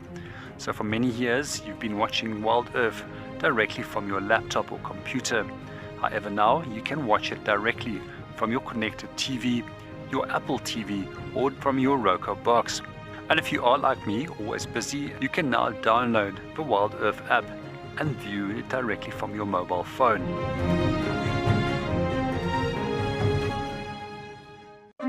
For those of you who love to join us on safari here on WildEarth, we have some news. This is incredibly exciting. The team have trawled through the archives and found the very best of Safari Live from over the years. Come and disperse the... With locations such as the Masai Mara in Kenya. You can see how close he is from where I am. Swalu in the Kalahari. It is absolutely incredible. And of course, Pinda and Ngala right here on our doorstep. Listen. We have hours of great entertainment that is now playing on our channel. Catch up with guides from the past and of course your favorite animal characters. It's happening. I've never seen this before. The best of Safari Live will be broadcast on WildEarth channel daily. So jump on board and join us down memory lane. Times for this brand new series are on our website. Guys, have a look at what we've got. This is better than my birthday. Look at that. This is the first time that I ever see cubs this small. This is so special. This has officially just become my best sighting of all times. Tune into WildEarth every single day. It's in your nature. The bushwalk feed allows the camera person some creative license. This is my favorite style of shooting. You have to be mentally and physically prepared. You're shooting handheld in some very strange and contorted positions, always with a straight back, often in the squat position, low to the ground. The creativity comes down to the relationship and sync you have with your presenter. The more you understand each other, the more you'll be able to tell the story seamlessly.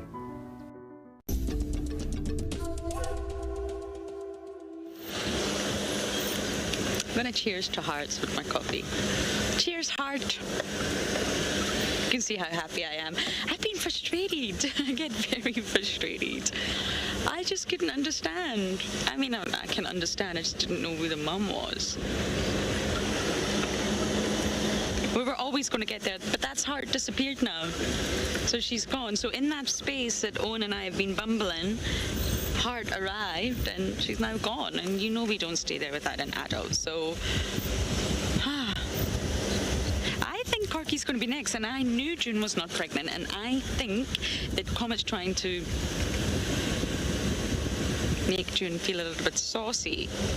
But Novella's still young. I guess it's just going to depend on a few more interactions to see. But we saw Comet following June the other day. And that's twice I've seen them together. And Intima, honestly, I don't know what's going to happen to Intima. She did lose in Tambu. So it would make sense that she would come back into Eastris. But naturally, her world has gone into turmoil because she's no longer high-ranked. Or we believe that she's no longer high-ranked. Oh, no, don't fly away.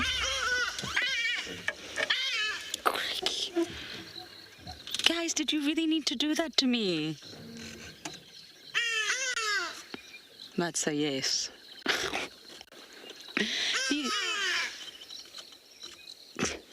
Okay. Copy.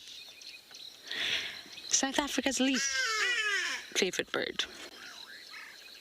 I don't believe I need to explain why.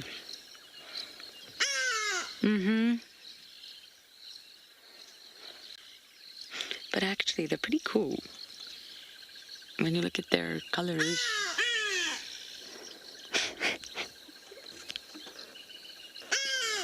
Okay. Ha-dee-da.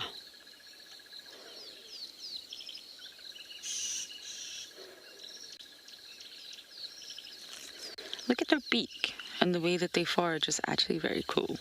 Very specialized. They're just not popular. Are you guys?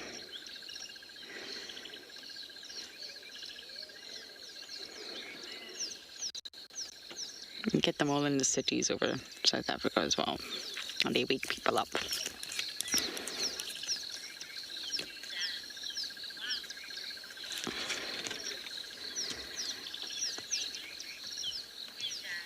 Suzanne, my goodness, I think I would rather put vinegar in my eye than have that as my alarm call. But you are welcome to.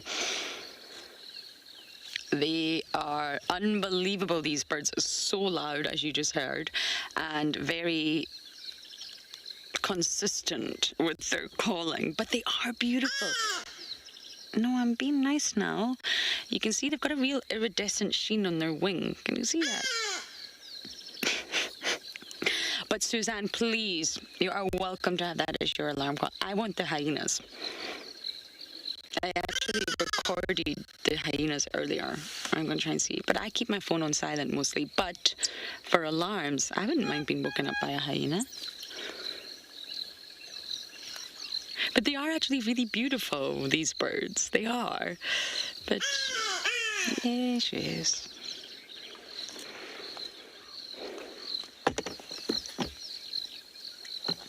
Okay, I need to make a new plan. Found out who the mother is, scratched around a little bit for Tlalan, but didn't get lucky.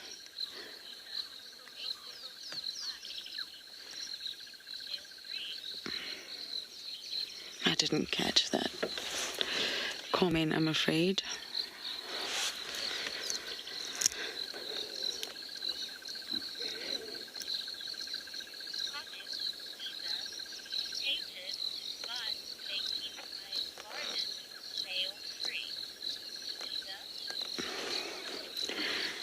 Anyway, we are going to keep bumbling.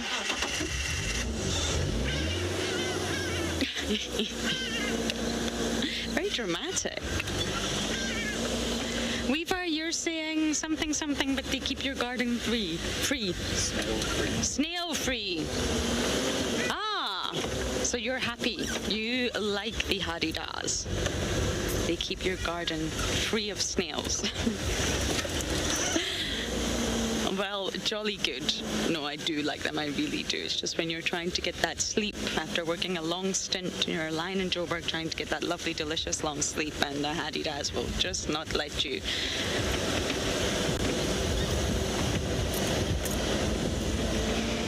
I don't actually know where to go right now. I'm gonna have to think out loud. Nothing on the east. We did scratch around the west. There's no point in going back there right now. We may as well go this way. See what we can come up with.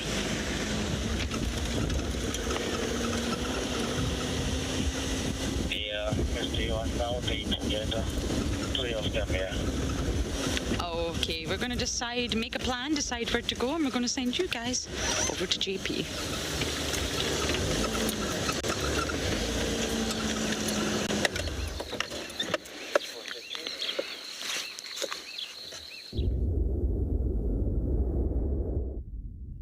Welcome back to Eco Training Pridelands. We decided to go and give the Hyena Den a visit.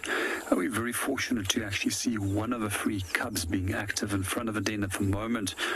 A few moments ago, it was disturbed by a dove that flew up, and it got a big fright, and then almost scuttled inside, and then came out of the den itself and came to lie up in the sun.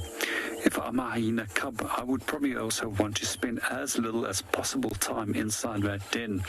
And the reason, it's overrun by lice and fleas, and eventually at some point have become so overbearing for them that they will relocate to a new den site and then return and hope that those fleas and lice might have actually become less in numbers inside the den after not being there for a few days.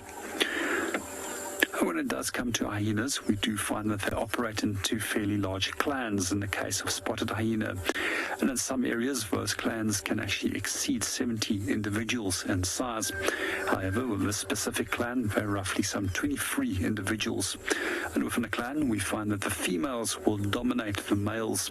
And as you probably heard quite a few times, that the females are much larger than that the males are. And one of the reasons why they reckon that females are larger than males is to prevent them from actually feeding on their young.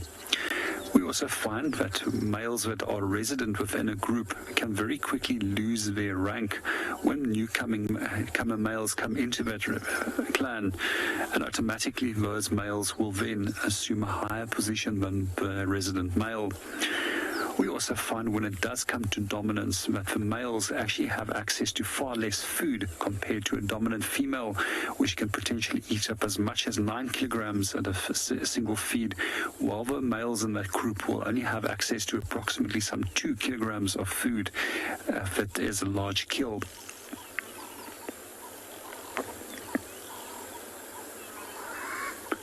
So quite often there is a misconception that hyenas are scavengers. They're actually very successful hunters. And in some areas, they are the ones that do most of the killing, while the lions are the ones that are stealing most of the food. Good morning, Chris, 12 years old, and welcome to the show. And that's a very good question. And they do look like dogs. However, they are actually more closely related to cats. So when we do look at the taxonomy of how animals and groupings to which they belong, we find that the carnivore groups of predators are divided into 2 groups, cat-like carnivores and dog-like carnivores. So therefore, lions are more closely related to a hyena than that a wild dog, for example, would be. But when we do look at the closest relatives to a hyena, it's actually genus and species like civets and mongoose, which is their closest relatives. For those viewers who are interested, they actually believe that they evolved a scavenging lifestyle from scavenging from larger extinct species such as the saber-tooth cat species, which became extinct some, if I remember, 12 million years ago, roughly. We also find with the evolution of hyenas that they all stem off from a single ancestor, and we all find that they branched off at a specific period of time from one another. What they also have found is that there's specific fleas or lice, I'm not sure which one it is, that also branched off from the ancestral form of lice, which was also found in the ancestral form of hyena, and that correlates precisely to the same times as that these animals started evolving into separate species.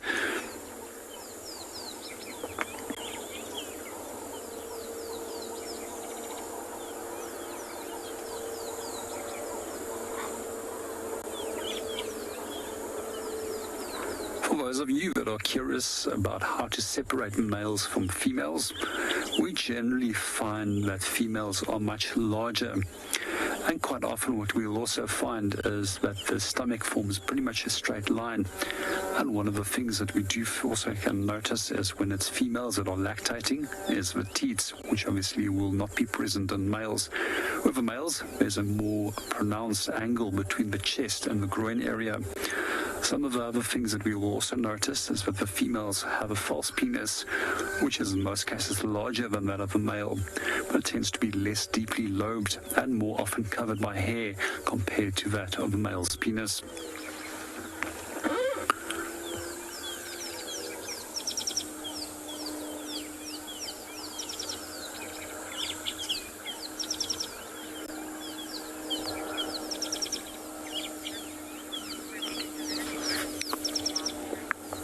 One of the things that we also do find with a female's false penis is that it's actually a Richter Clitoris.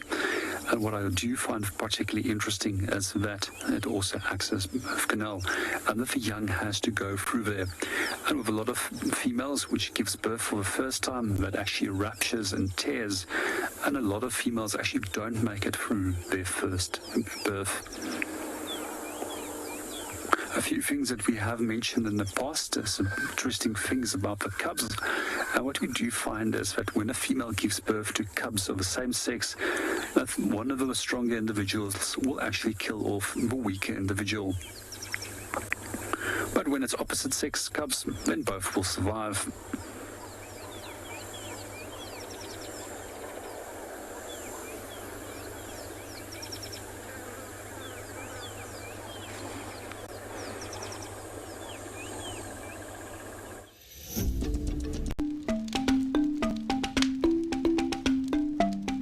Nothing beats sitting around a campfire at night whilst on safari, listening to the calls of the wild and chatting to your guide. If you sign up to be a WildEarth explorer, then you can enjoy this from the comfort of your home. Imagine hearing bush stories from your favorite WildEarth guide and reliving their highs and lows of a life spent in the wild. Every month, WildEarth explorers will be treated to an exclusive fireside chat, special occasions, hot topics, and deep dives into the WildEarth characters. Everything else is just welling up inside of you out in nature. Some people think I'm weird, but I have an absolute joy. I have a good time. No, I enjoyed myself thoroughly today. WildEarth explorers, it's in your nature. It has been a wonderful privilege to identify one of our key characters here at Penguin Beach, Pepper, with a very, very distinct facial patterning, as the name would suggest, very peppered and speckled belly. I'm really looking forward to seeing what this penguin does over the next few days and months. Because of those unique markings, it's going to be really, really cool to watch it as it moves around the penguin colony here at Stony Point. This warthog is in big trouble. He's got elephants all around. What are you going to do there, big guy? What are you going to do? Oh, he's pretty brave though. Oh man, he's not even moving. Look, that elephant is trying his best, but that warthog ain't budging. That's madness. That's so funny. And we have a winner. The warthog wins the standoff.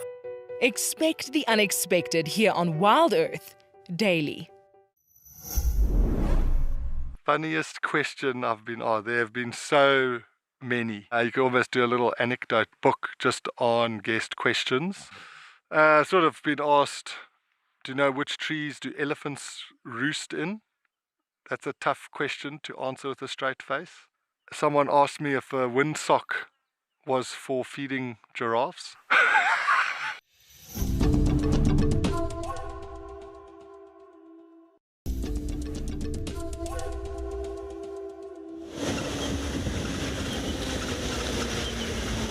Not Rowan, Owen, sorry. Just reminded me of one of my most shocking sightings, really. The most shocking sightings, really, with Owen himself. And we were actually on Gowrie Main, and believe it or not, we stopped for a butterfly. And the butterfly that we stopped for was a striped policeman. Now, earlier we saw the two-pip policeman. It was just up here, I'm going to show you. And I spotted the butterfly, so I stopped because I was determined to just keep doing butterflies. And I realized that this was a new one, and it was, in fact, I think, this first striped policeman for me. And as I stopped, I could hear something, but when I've got my earpiece in, I struggle to sometimes focus, and I just thought it was... Sorry. Shongololo. Breaking branches. But as I jumped off the vehicle to look at the butterfly, Owen said, sounds like crunching. I think hyenas are nearby and they're crunching on something. We're just letting the shongololo cross the road. And then I jumped back in the vehicle, and then I heard it, and I thought that is crunching, and it's actually a lot closer than what I thought. We need to take a bit of a closer look. So jumped back on the vehicle, and this was at the point in time it was James Hendry and I, and the Incohumas had not been seen in a while. They'd sort of really started to shift down south at this point to the Londolozi, Malamala side. And then James was deciding I'm going to look for the Incohumas. I want to find them. They've moved back north. No one knows where they are. Let's find them. And decided to jump back in the car because it really didn't sound like elephants anymore. It really sounded like crunching. So jumped back in the car, and we just maneuvered the car a little bit to look. Now, it was summer, and it was so thick, and I saw the entire Incohuma pride with dark mane and blondie on a wildebeest skill. About 2 meters from where we were standing. No, maybe 5 meters from where we were.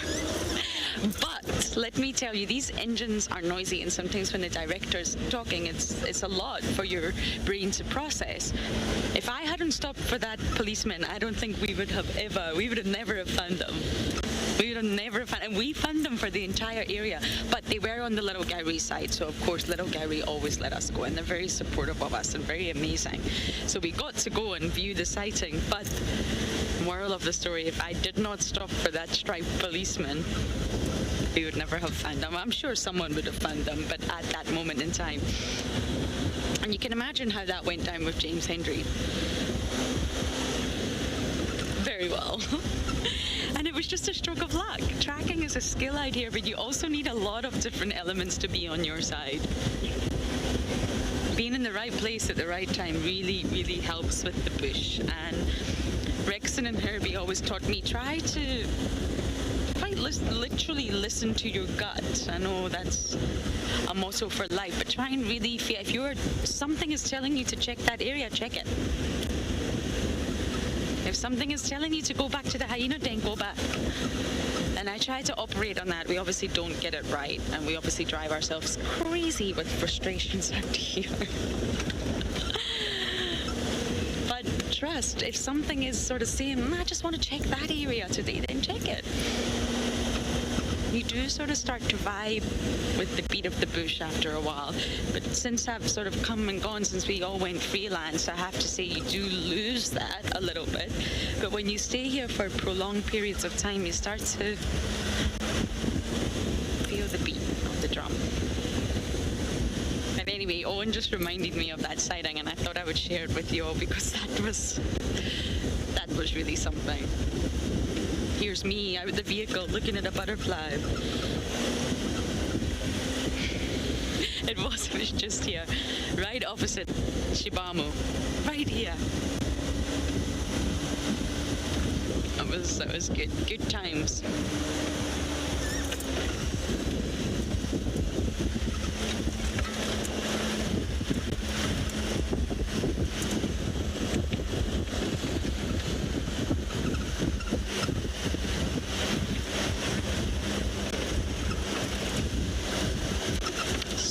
I stopped for the butterfly right here where my finger is. Just having a little look. It was floating around here, and then across the road, literally just here, where Owen's going to show you now, where the Incohumas. But it was so thick. I mean, look, you can't see anything. Literally, you cannot see anything. And it is Little Gowrie, so we don't traverse that side. But lo and behold, we could hear. And we just couldn't work out what we were hearing, but they were crunching away on the wildebeest. Okay, let's keep bumbling. I didn't catch that name. Todd? You're asking about my most favourite, most memorable lion sighting. Ooh.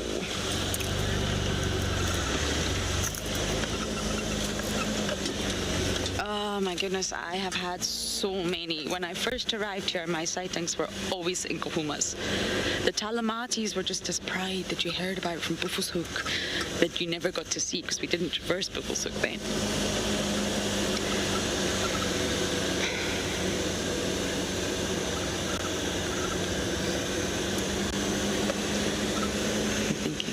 I can probably hear my brain. Oh, you know, it's almost impossible to just pick out one. Were you not here that Christmas, Owen, that we searched all day for them, Steve and I, and then we realised the road had been dragged, and then we went on our Christmas bumble? Were you here then, Christmas Day? I think it was BK. It was BK. Steve and I, it was Christmas Day, we had our Santa hats on, and we knew the lions were here. We decided to work it together, and we really wanted to see the lions for Christmas. We drove round and round and round, and we could not figure out where they had gone. We were deep in drainage lines, we were up and down and round, and then just at the end of drive, someone said, "Oh, do you not know the road's being dragged?" A brown snake eagle. And that's the last thing you want to hear. You think, I didn't know this, no one told me, no one said. So basically the tracks had been wiped away. So that evening we decided to go on a Christmas bumble. Of course, just after dinner, everyone jump on the Mahindra and we just go out into the night. And within seconds, Steve shouts, "Lion," on quarantine. Within seconds, the entire Nkuhuma Pride took down an impala meters away from the car. It was incredible. The sounds, the cubs. The mothers were picking the cubs up and throwing them with their mouths, the aggression. Oh, it was really quite something. And it was just such a surprise because we'd been looking for them the entire day. Secondly, again, it was during this period, I think, Steve found Jella. And he found cubs, very, very young cubs. And he thought there were only 2. So that area was naturally zoned. But this just shows you how frequently lionesses actually move their cubs. So I was checking Jelapan, not for Jella, but I was checking Jelapan because we could hear alarm calls. Now, the den was way down at the Wiggs house. That's far. It's a really good stretch of road. We could hear alarm calls. We're looking for a leopard, and all of a sudden we saw a lion, and then we realised it was Jella. She was going in a completely different direction from the den, so we thought we can follow her. She just sat down next to a tree, so we thought, oh, okay, she's taking a rest, it's really hot. But as we looked closer, not 1, not 2, not 3, but 4 little cubs were there, 4! And they were tiny, they're the youngest lion cubs I've ever seen. And she'd moved it then, she just shifted it. That's how common it is for cats to do that. Now, it was in the same drainage system, but she just shifted them a little bit. Her original site was very, very close to the road. I think she realised this is not going to work. So she moved them, and lo and behold, we stumbled across them, and it was just so wonderful. That's another one of my favourite sightings. Let's keep bumbling on, Odie. I want to check Treehouse Dam. And then finding amber eyes cubs.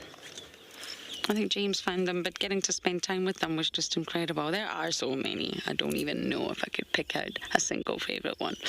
But we are going to take a slow bumble to Treehouse Dam and see what we can find there.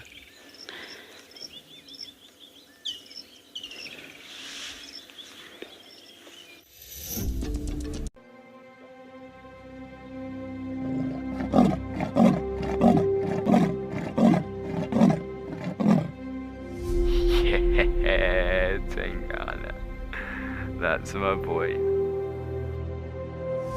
It couldn't be a better morning. This is just too special. Wow, what a way to start off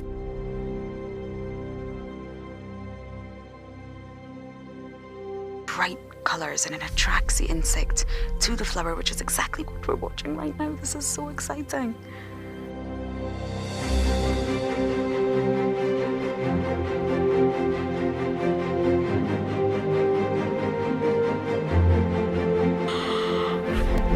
Oh, there's two.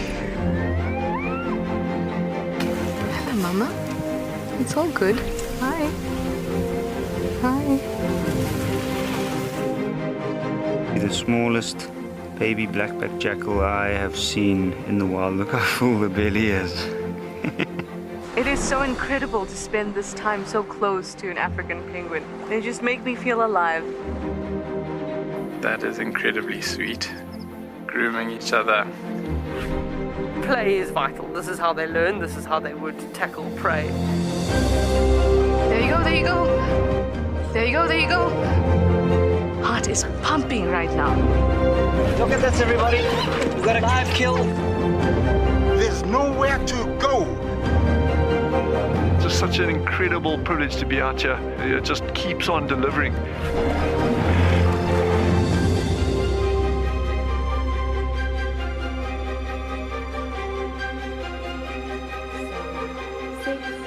5, 4, 3, 2, 1, live.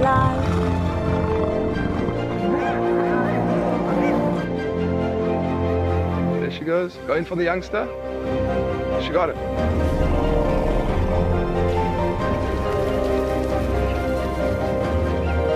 That's what I'm talking about. Look at that. It is insanely good footage.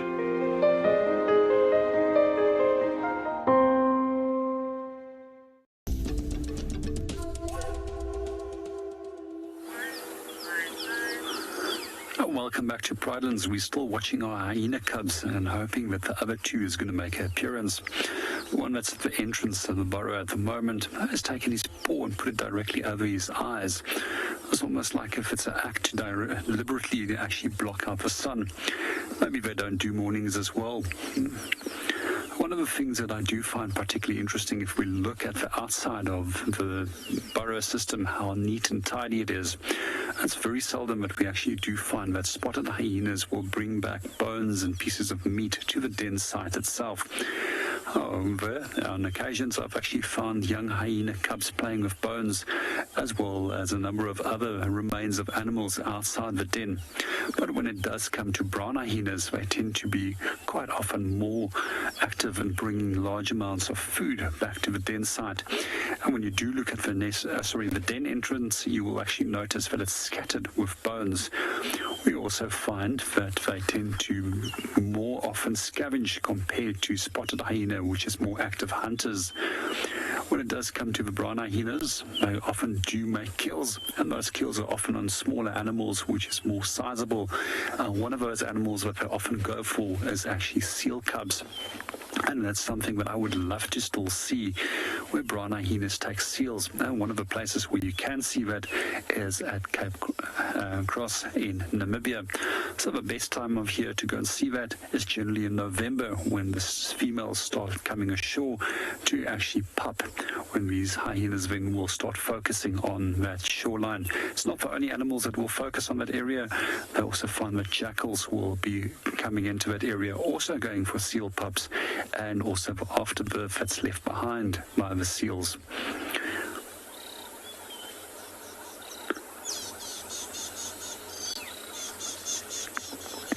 So historically, we used to find brown hyenas in the Kruger National Park too. However, they were outcompeted by the larger and stronger spotted hyenas.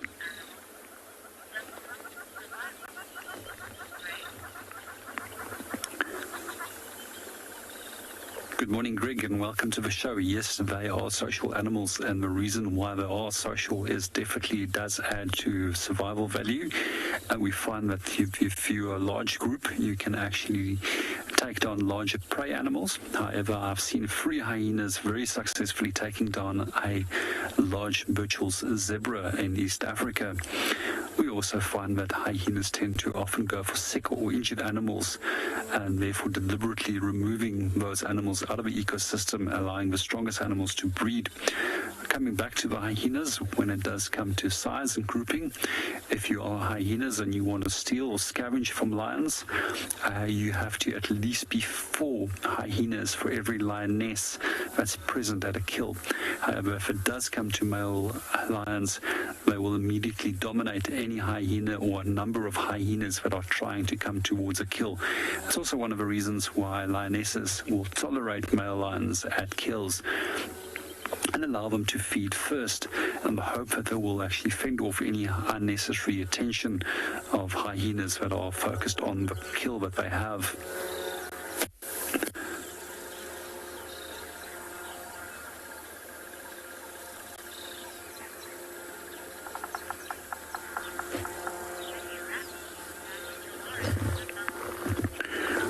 Going to sit around here a little bit longer in the hope that our other 2 hyenas are going to come out, or that one of the adults might return, or that there's some interaction between them. But let's go and see what Lauren is up to in the meanwhile.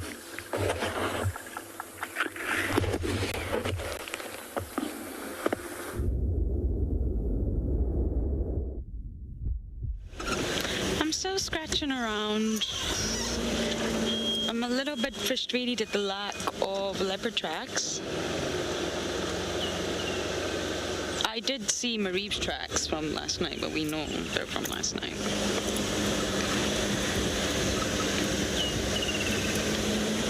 A little bit frustrated at that. There just seems to be no lion activity on Djuma, which is incredible. It's really quite astounding. We go through large periods. We actually went through a period where we had both prides on the property at the one time, the Talamatis and the Nkuhumas. Both prides.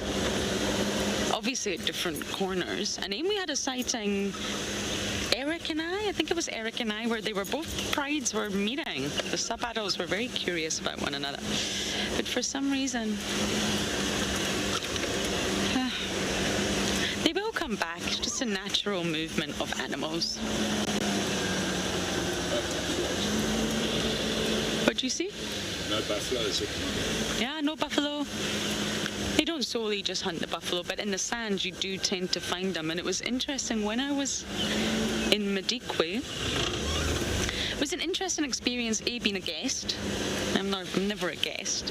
I'm always driving you guys. B, not knowing the animals. I saw cheetahs, we saw leopard, we saw lions, but I thought, I don't know you guys. And it's strange that WildEarth puts you in this space where you do get to know the animal. And B, the lions don't hunt the buffalo at all, ever. There are buffalo, we found buffalo there, but they don't hunt them. Just hasn't they've never hunted buffalo. They come from an area where there wasn't buffalo, and it's almost like they haven't developed that through time, either the realization or the ability to take down such a big animal. They take down zebra there, and mostly wildebeest. They never ever hunt the buffalo. Isn't that incredible? Whereas here, our lions in the sands, they absolutely do. They really, really do. Go this way. But yes, we've also got no buffalo on the property right now.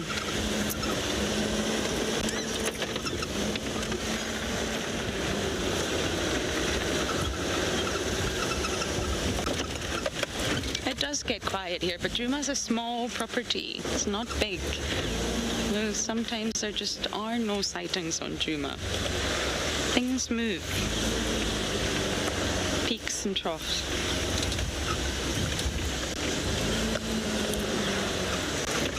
But luckily in summer there are so many other things you can focus on. I think the golden orbs are starting to come back. I think Rowan had a nest, if I'm not wrong.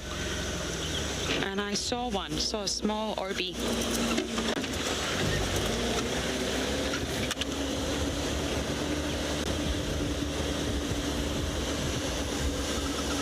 Eden.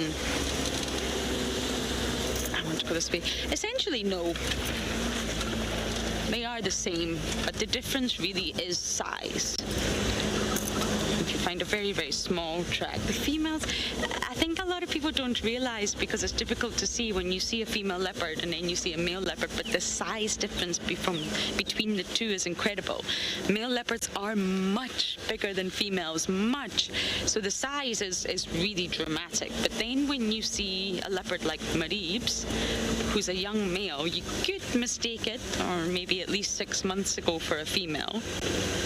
But now at the stage he's at, his tracks are small. They're not adult male leopard size, but they're quite round. So if you just pay attention, his paws and his tracks are starting to get a bit wider, which is making the track a lot rounder. So you can still tell it's a young male if you look closely, but you can easily get confused. But essentially they're the same. They're the same sort of shape. I don't have any tracks to show you right now, and I don't have a track book with me, but essentially, yes, size is the biggest difference. And talking of leopards, this is Ingwe Alley, the alley of the supposed Ingwes. It's a really good road to check because that's a drainage line right down there. It's very thick and there are lots of little pans. It takes you very close to Gowrie Dam. It's a really good road to check. Even just for insect life.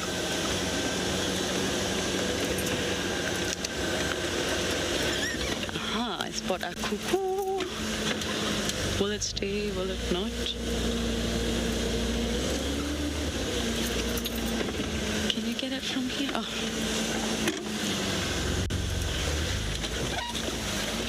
It flew, everyone, it flew. Cuckoos are flighty.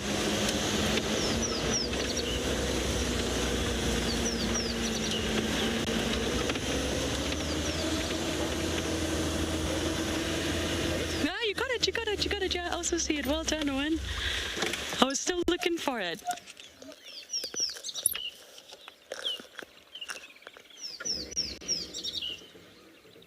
Ah, I see the Jacobin or Levalance.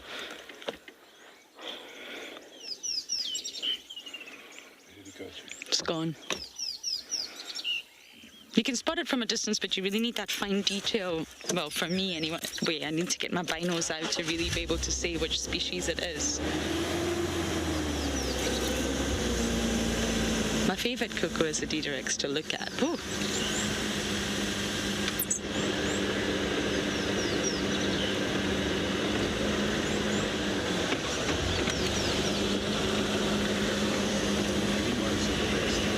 The Diderix are, and I love the red-chested cuckoo call. It's a bit dominant right now, but I still love it. Do you see it? I see it, no. Oh, you don't love it? No, okay, Owen's not a fan. Is it too dominant for you? Constant. It's a bit like the woodland kingfisher right now. Yeah, I love it.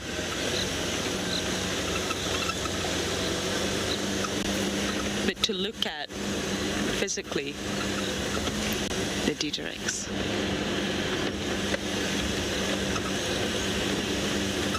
Cuckoos come and then they just disappear, really. Migrants. See, these are the little sort of pan things I'm talking about. Natural little concave areas of land that just fill up with water.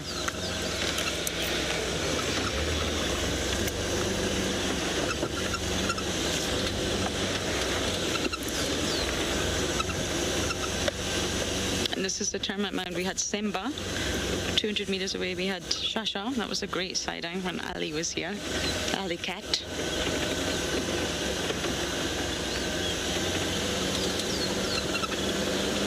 It's just a road really worth checking.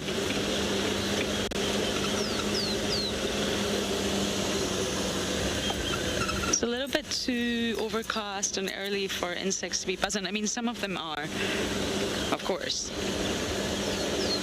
But I'm still waiting waiting for that boom. You know, I sat outside the kitchen last night trying to pull from my memory the insect life this time last year. And I am sure by this time last year, insects were just everywhere. We used to have to we keep the garage light on at night. It does run off solar power. It isn't environmentally unfriendly, but we used to keep it on for safety. If you ever need to get up in the middle of the night, there is always light. You shouldn't be in darkness. But it got to the point where we had to turn that light off and make another plan because it was attracting all the insects. So by the time you came to your vehicle in the morning, you really had to clean up your vehicle. I loved it because it gave me the chance to pick up antlions and everything and bring them on drive. It's just not happening. I mean, there are a few insects in the morning, but really, I don't know. It's a little bit sad. I do hope that the boom is still to come. We're still to get that wonderful insect boom. So for now, we're going to keep on bumbling.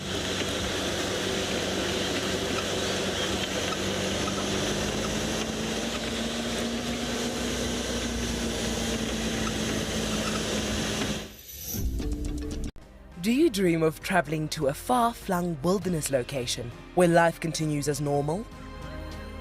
A place where you can escape to nature and breathe. If you become a WildEarth explorer, then this could soon become a reality. Subscribe today and stand a chance to win regular travel prizes. WildEarth Explorers, it's in your nature.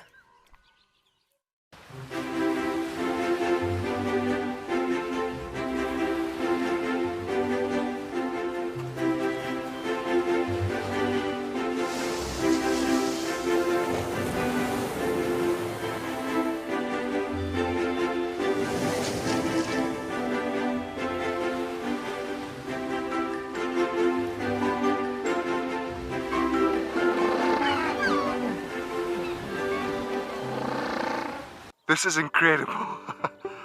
Looks like vivid monkeys do sometimes go for swims.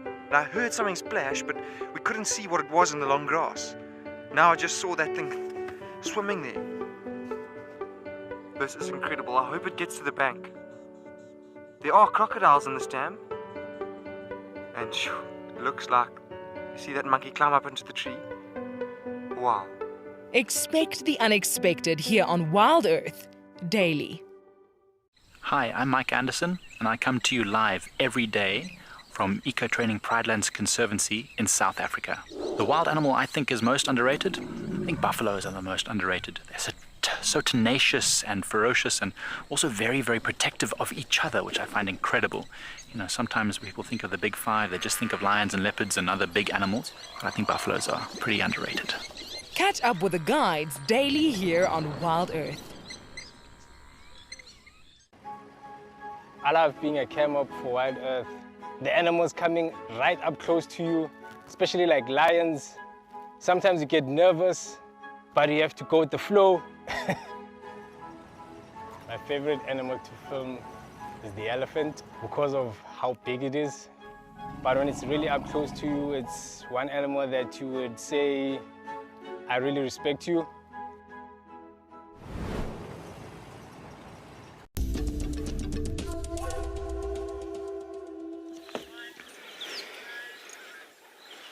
We're just admiring the views. There's some dark clouds ahead. I wonder if we're in store for some rain today. It wouldn't surprise me. Maybe we just need more rain to get that flush of insects. I mean, we've had a fair bit, but I guess it doesn't compare to the really, really heavy rains we had last year. But insects come back.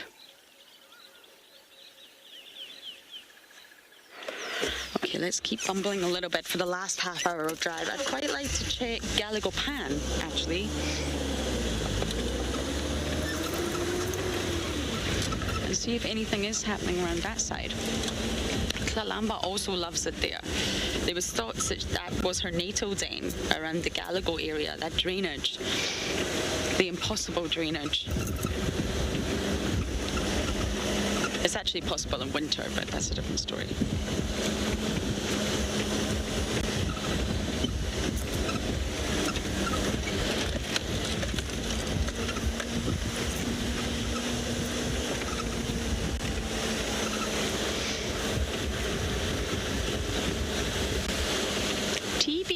you must be new to watching us. You must be, because yes, we do. We have regular baboon sightings on the show. Check my baboons. I love a good baboon sighting. See vervet monkeys every day. Yes. That's a different story entirely, but Chakma baboons, yes we do. They're regularly on the dam cam. A really, really large troop that tends to dominate this area, actually. Baboons are just great.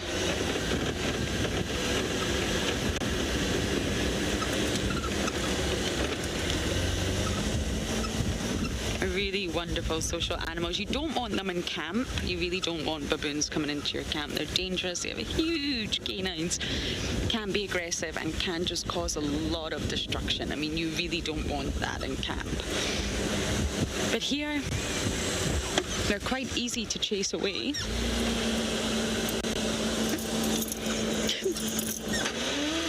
Come on, Rusty.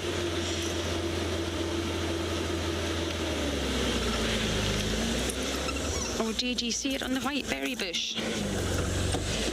Just here at almost 3 o'clock. I was actually thinking about these guys the other day, the beetles. Wonderful aposematic colouring. Aren't they gorgeous? I'm sure they're the CBR beetles, if I'm not wrong. And that bright yellow and black is really quite striking to us. I mean, it's like the colour of a bee, but it's telling you something. I'm just going to get my insect book out. Some lovely images that I can hopefully show you. That is a warning within itself. A warning. I'm toxic. Don't eat me.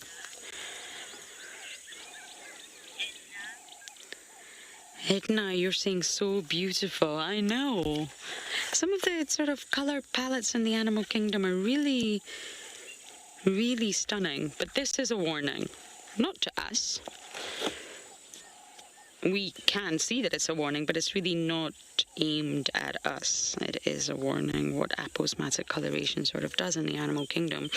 It can be fake sometimes, it can be mimicry, but what it's trying to do is say, hey guys, I am toxic. Please don't eat me. I'm warning you now, if you eat me, it's at your own risk, because I am toxic. And it's not going to go down well. And that's basically what the coloration is. And it's normally a lot of blacks, a lot of yellows, oranges. It's sort of really obvious contrast in colours. And that's what's telling you, I don't think I should eat this guy. I mean, you get it across the animal kingdom. Caterpillars also display aposematic coloration. Butterflies from beetles. It's not uncommon, especially underwater as well. Actually, on the coral reef, a lot of fish will display colours that say, don't eat me. Some of it's lies. They're not always telling the truth. And then you get the weevils, for example. Weevils try to sort of copy the blister beetles, because blister beetles, you don't want to mess with them, that's for sure. And the blister beetles really do produce and secrete toxic substance. Just like the net vein beetles, it's the same substance, cantharidin. But the weevils don't. And the weevils are little beetles that are essentially pretending, hey guys, I'm just going to pretend that I have this bad toxin in my body, but really I actually don't. And that in itself is remarkable. Deception in the animal kingdom. But these beetles are actually very large, and you really don't want one flying into your face because it's going to hurt quite a fair bit. I'm still trying to find this page for you. My textbook is so big, I need to actually start marking out pages. And aposematic coloration it's an attempt to defend yourself. Every organism, be it a bird, a butterfly, a mammal, a reptile, you've got to have something to defend yourself, whether it is tusks, horns, coloration, whether it's bright coloration to act as a warning, or whether it is cryptic coloration to be camouflage. Maybe you secrete substances. Maybe you have really sharp teeth. Maybe you can just take to the skies and fly off. You have to have something that will allow you to survive. And of course, insects have evolved the most diverse range of these defense strategies. Some just simply hide. Some have protective morphological structures, if you like spines and scales.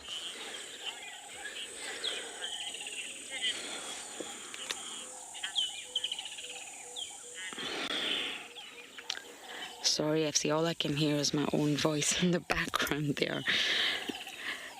But think of grasshoppers. Their defense mechanism is those elongated, powerful, bizarre-looking hind legs, which allow them to jump and hop great distances. That's their defense mechanism right there.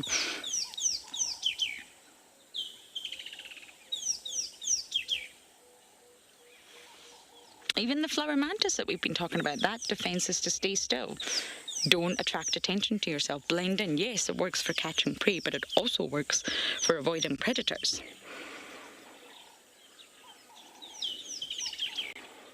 It's communication. Communicating to the world not to eat you. Okay. Another little insect for the day. Well, not so little, but I do think we should start bumbling around to Galagopan now.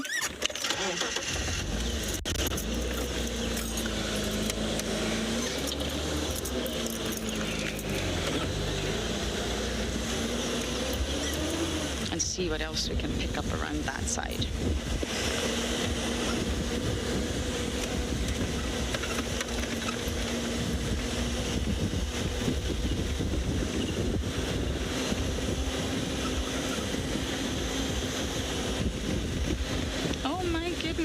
Great news. Pridelands are back in the game. So for now, over to them.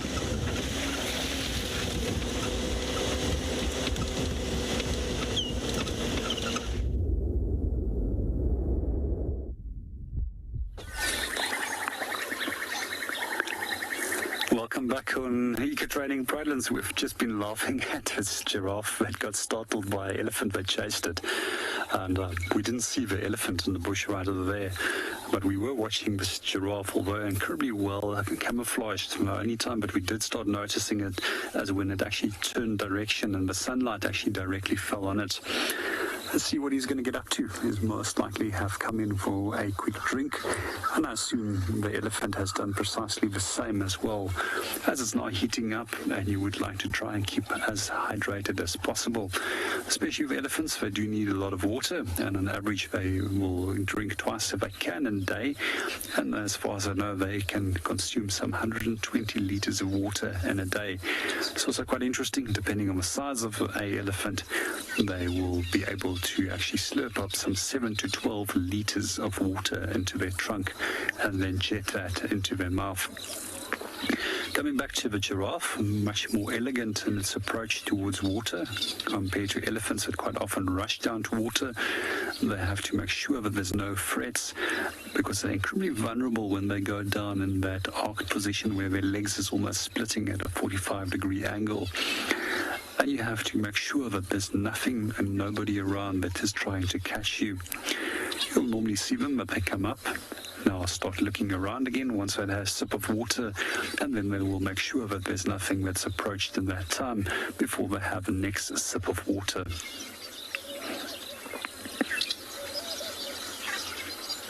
So between BK and myself, we were just discussing earlier on what is the most iconic of all African animals. And for many safari goers, it's the Big Five, and then the Big Seven, which also includes the traditional Big Five, which is leopard, lion, elephant, buffalo, and rhino. And then so when it comes to the big seven, it includes African wild dog as well as cheetah. But for me, the most iconic of all African animals are definitely giraffe as well as zebras. If you think of it, you do find all three of those large cats in Asia, and historically throughout the Middle East and into Europe, they also used to occur. When it does come to elephants, Asia also has got its own elephant species, the Asiatic elephant or Indian elephant as it's known, which is smaller than the savanna elephant and has got much more triangular shaped ears, which resembles the Asian subcontinent or Indian subcontinent compared to the ears of the African elephant, which pretty much looks like the African continent. When it does come to buffalo, they've got their own buffalo as well, known as Asiatic or water buffalo, compared to where we have a more aggressive African buffalo. And in Africa, you have to be more aggressive. There's more things out here that wants to try and eat you. Well, coming back to the giraffe, it's just now moved off slightly towards our right and is now finished drinking and seems as if it's actually starting to focus on feeding again.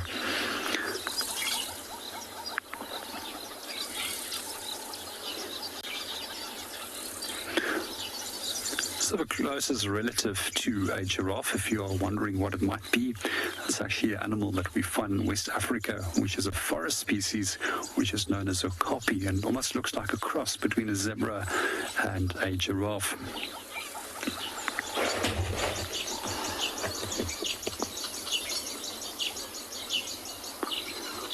It seems that our giraffe has decided to go back for some more water. Let's see what he gets up to.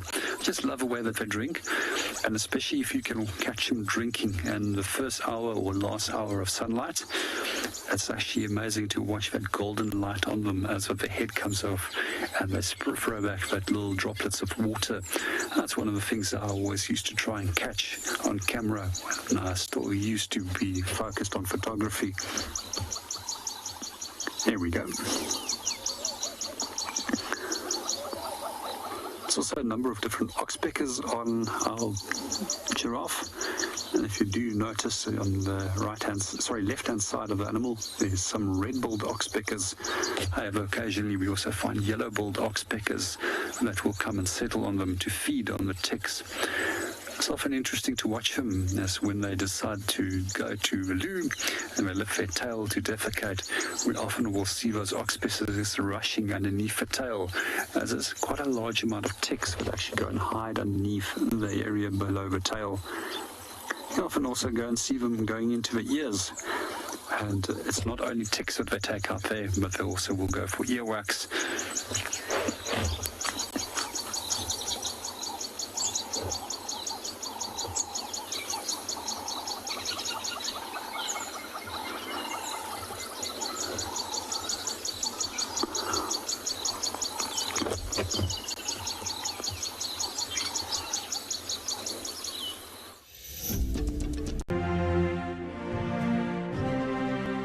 If I could take you on safari all day and all night, I would. But unfortunately, it's not always the best time to see the animals. Now, in between safaris, you can watch the WildEarth channel with loads of extra shows.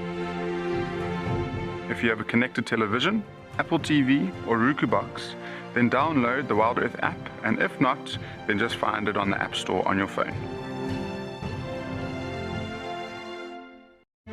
Cape Nature is the chief custodian of the Western Cape of South Africa's natural environment. This highly successful organization strives to conserve the province's natural heritage to ensure a sustainable future. Besides nurturing nature, Cape Nature offers an authentic ecotourism experience to local and international visitors. And one of these experiences is walking amongst the penguins at Stony Point, or as we know it, Penguin Beach. WildEarth broadcasts live from here every day and is very privileged to be partnered with Cape Nature, who have focused their conservation efforts here.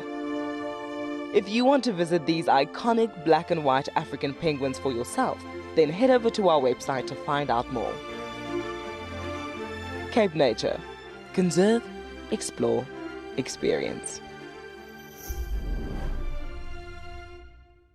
Our bodies are made up of about 60% water, which means that in a very short space of time, you can dehydrate completely. A relatively efficient way of collecting water early in the morning is to take an absorbent material like a sock and to walk through the grass, absorbing the condensed dewdrops on the grass. Once the material is saturated, you can then squeeze it out into a container, or you can suck it out directly into your mouth.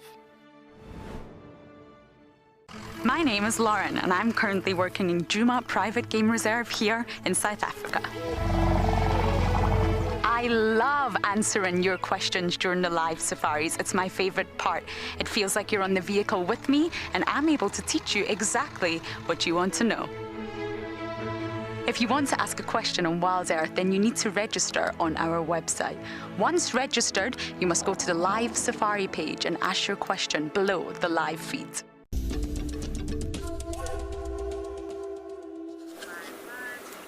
Just waiting for the hippo to pop back up.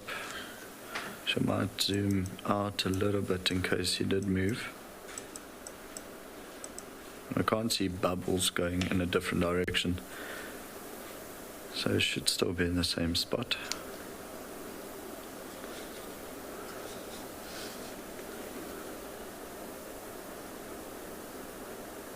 He just again wants to show how long he can hold his breath for. But you can see actually the movement in the middle of the camera, him coming up and down. It really does feel like spying.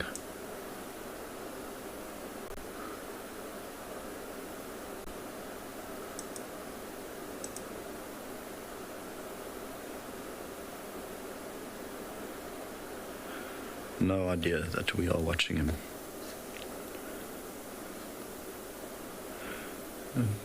Cute little pink color behind the ears.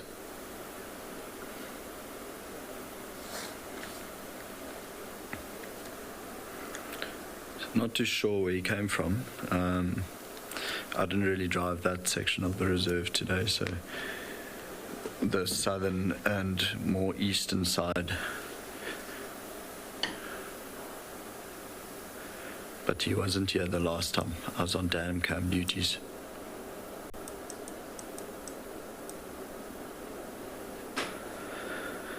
Otherwise, yeah, rather quiet around the watering hole. On Djuma Dam.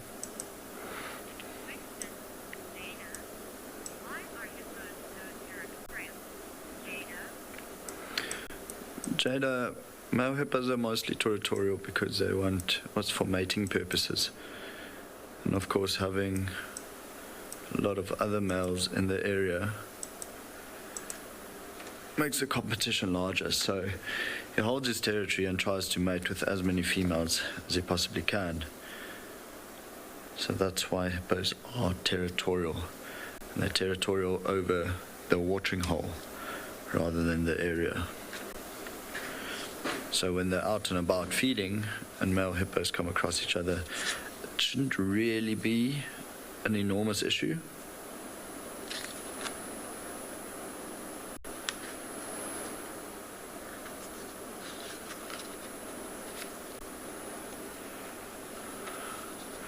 So it's quite tough for any young male animal out here because they often have to just leave what they know, you know, what they've grown used to for the last 2-3 years, and pretty much just fend for themselves. Same thing with lions, leopards, hippos, elephants. Really a tough life out here in the bush for them.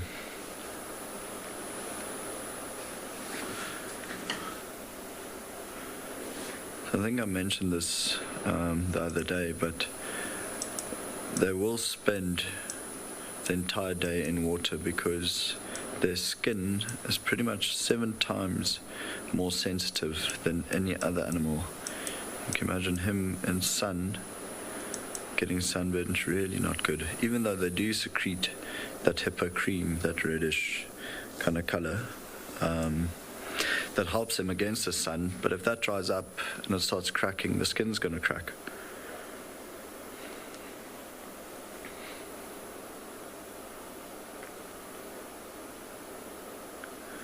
He disappears again, out of sight.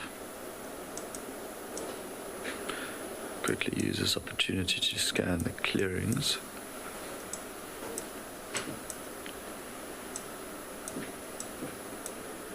Also just slowly checking all the dead trees. Because today is not very hot and there's no sunlight, you often find predatory birds just perching on top of dead trees. This looked like a lilac-breasted roller just landed here. No, sorry, a woodlands kingfisher.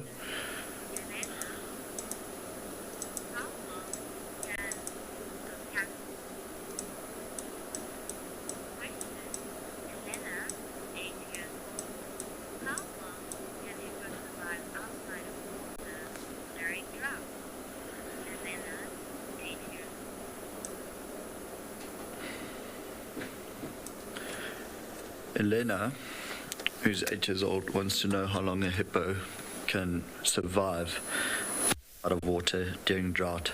So Elena, that's quite a tough question. I don't really know how many days, but I can't imagine too long because of the sun, because of the cracking in the skin.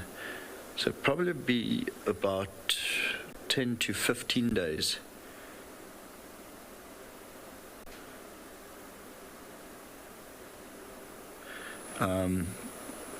Again, yeah, they are very, very, very water dependent. But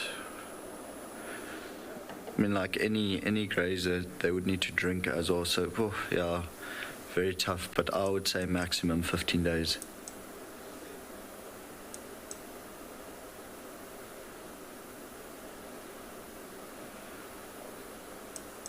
Shame, and that's what happened during the 2016-2017 drought. Is majority of your large herbivores were just struggling so much. Buffalo, hippo. I mean, at a stage we had wild dogs hunting buffalo because they were so weak they just couldn't fight back.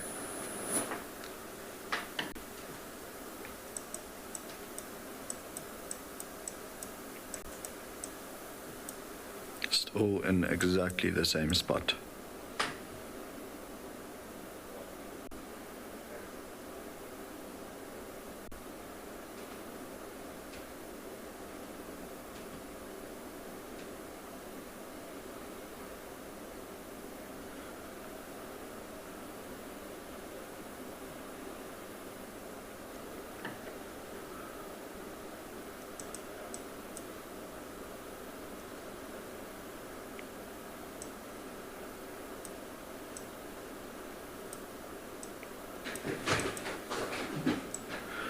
Well, it's a quiet day around Djuma. Very quiet around Djuma Dam. Even the Egyptian goose has flown off.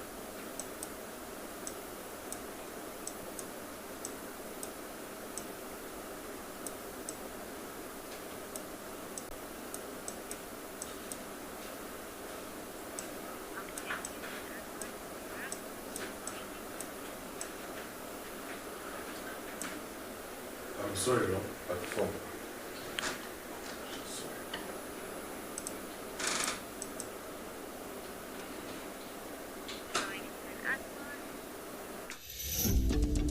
When on safari, there's nothing better than an evening spent under the stars chatting around a fire, with the sounds of the wild all around you.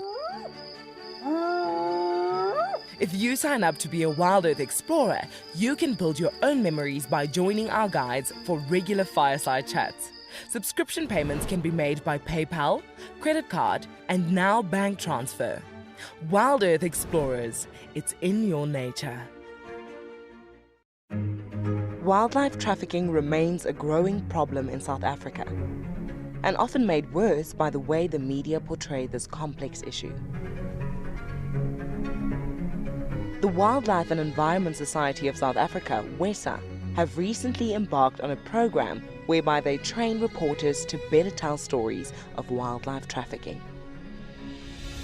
In my community, wildlife conservation is mostly something other people do, and I would like to change that. My name is Iman Singli. I told people I met that the pangolin is one of the most trafficked animals on the planet. But what is a pangolin, they said? Why is it in danger? This is what made me decide that the pangolin story must be told. If we are to play a part in preventing the extinction of this animal, then we must all be part of the battle. A partnership between WWF South Africa and WESA, supported by US Aid.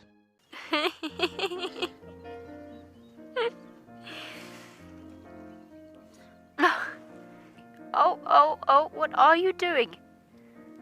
Are you trying out for the ballet?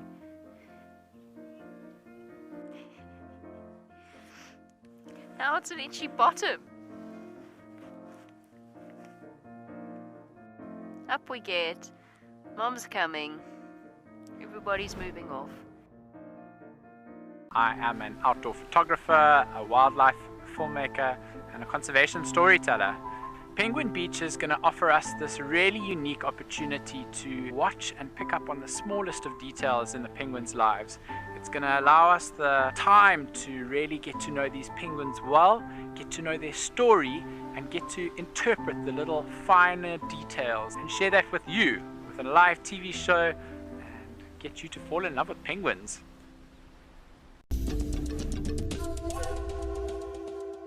We've made it to quarantine. Sadly, Gallagher Pan didn't bring much. I think it's going back to its old way of being. Got a little bit active for a while, but then, it's gone quiet again. So we stopped on quarantine to look at the impala.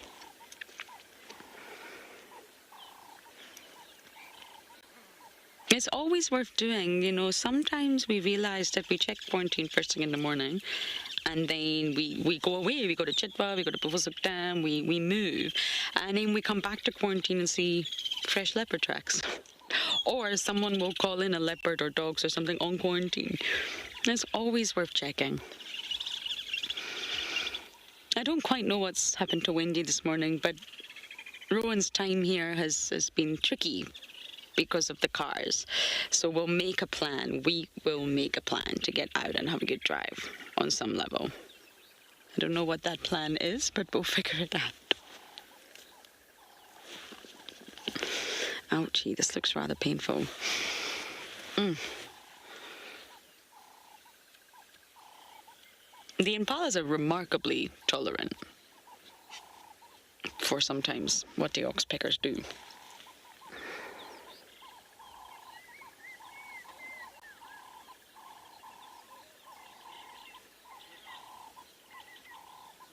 But it has been a wonderful drive from the, not the impalas, the hyenas vocalizing like that right next to the car, finding out that Heart, in fact, is the mother of that mysterious little cub, slowly starting to put the pieces of the clan dynamics together again. I'm pretty sure it's Corky, Heart, June, then Ribbon, but not confirmed, and I really don't know where Intima sits yet. You would think that Intima would sit under Ribbon, however, Intima's always been a bit of a strange one. She always appeared slightly higher ranked than her mother, which is interesting.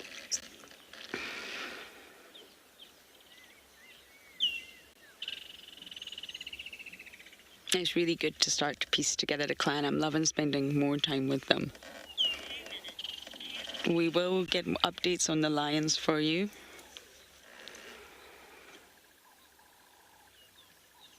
It's very quiet. There's not many people driving. There's absolutely no one else driving Djuma, and I think there's 2 vehicles driving Buvusuk. It's just quiet right now. But I'll do my best to get the updates as always, and hopefully one of these days Kalamba is magically going to pop back into our lives. Where are you all running to?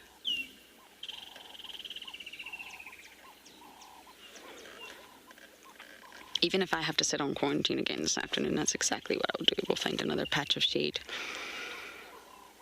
and try and do some more insects.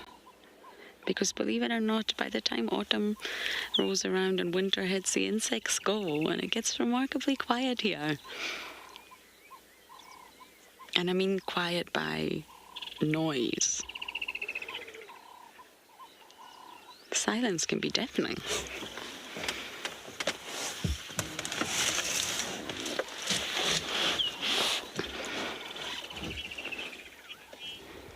But Rusty has done a very good job, and many of you are saying you thoroughly enjoyed the drive. I'm glad to hear it. We really need to get Wendy back up and running, but we need Opa, and Opa's not here. But thank you guys, actually, for always being there, for being nice and kind and supportive and enjoying the bumble with us, going through all the highs and all the lows. It was so lovely to see Heart. Some of you had guessed Heart, well done. And just to be part of that moment together. It was really quite special, and I think this is going to be the start of a baby boom, and it's time of change. Ribbon's no longer the matriarch, so it's a boom under a new matriarch, which is going to be, well, an old matriarch, shall we say. Times are changing, times are interesting, but thank you guys for jumping on board. We couldn't do it without you, and we hope to be out this afternoon, so please do join us then. Till then, have a great day.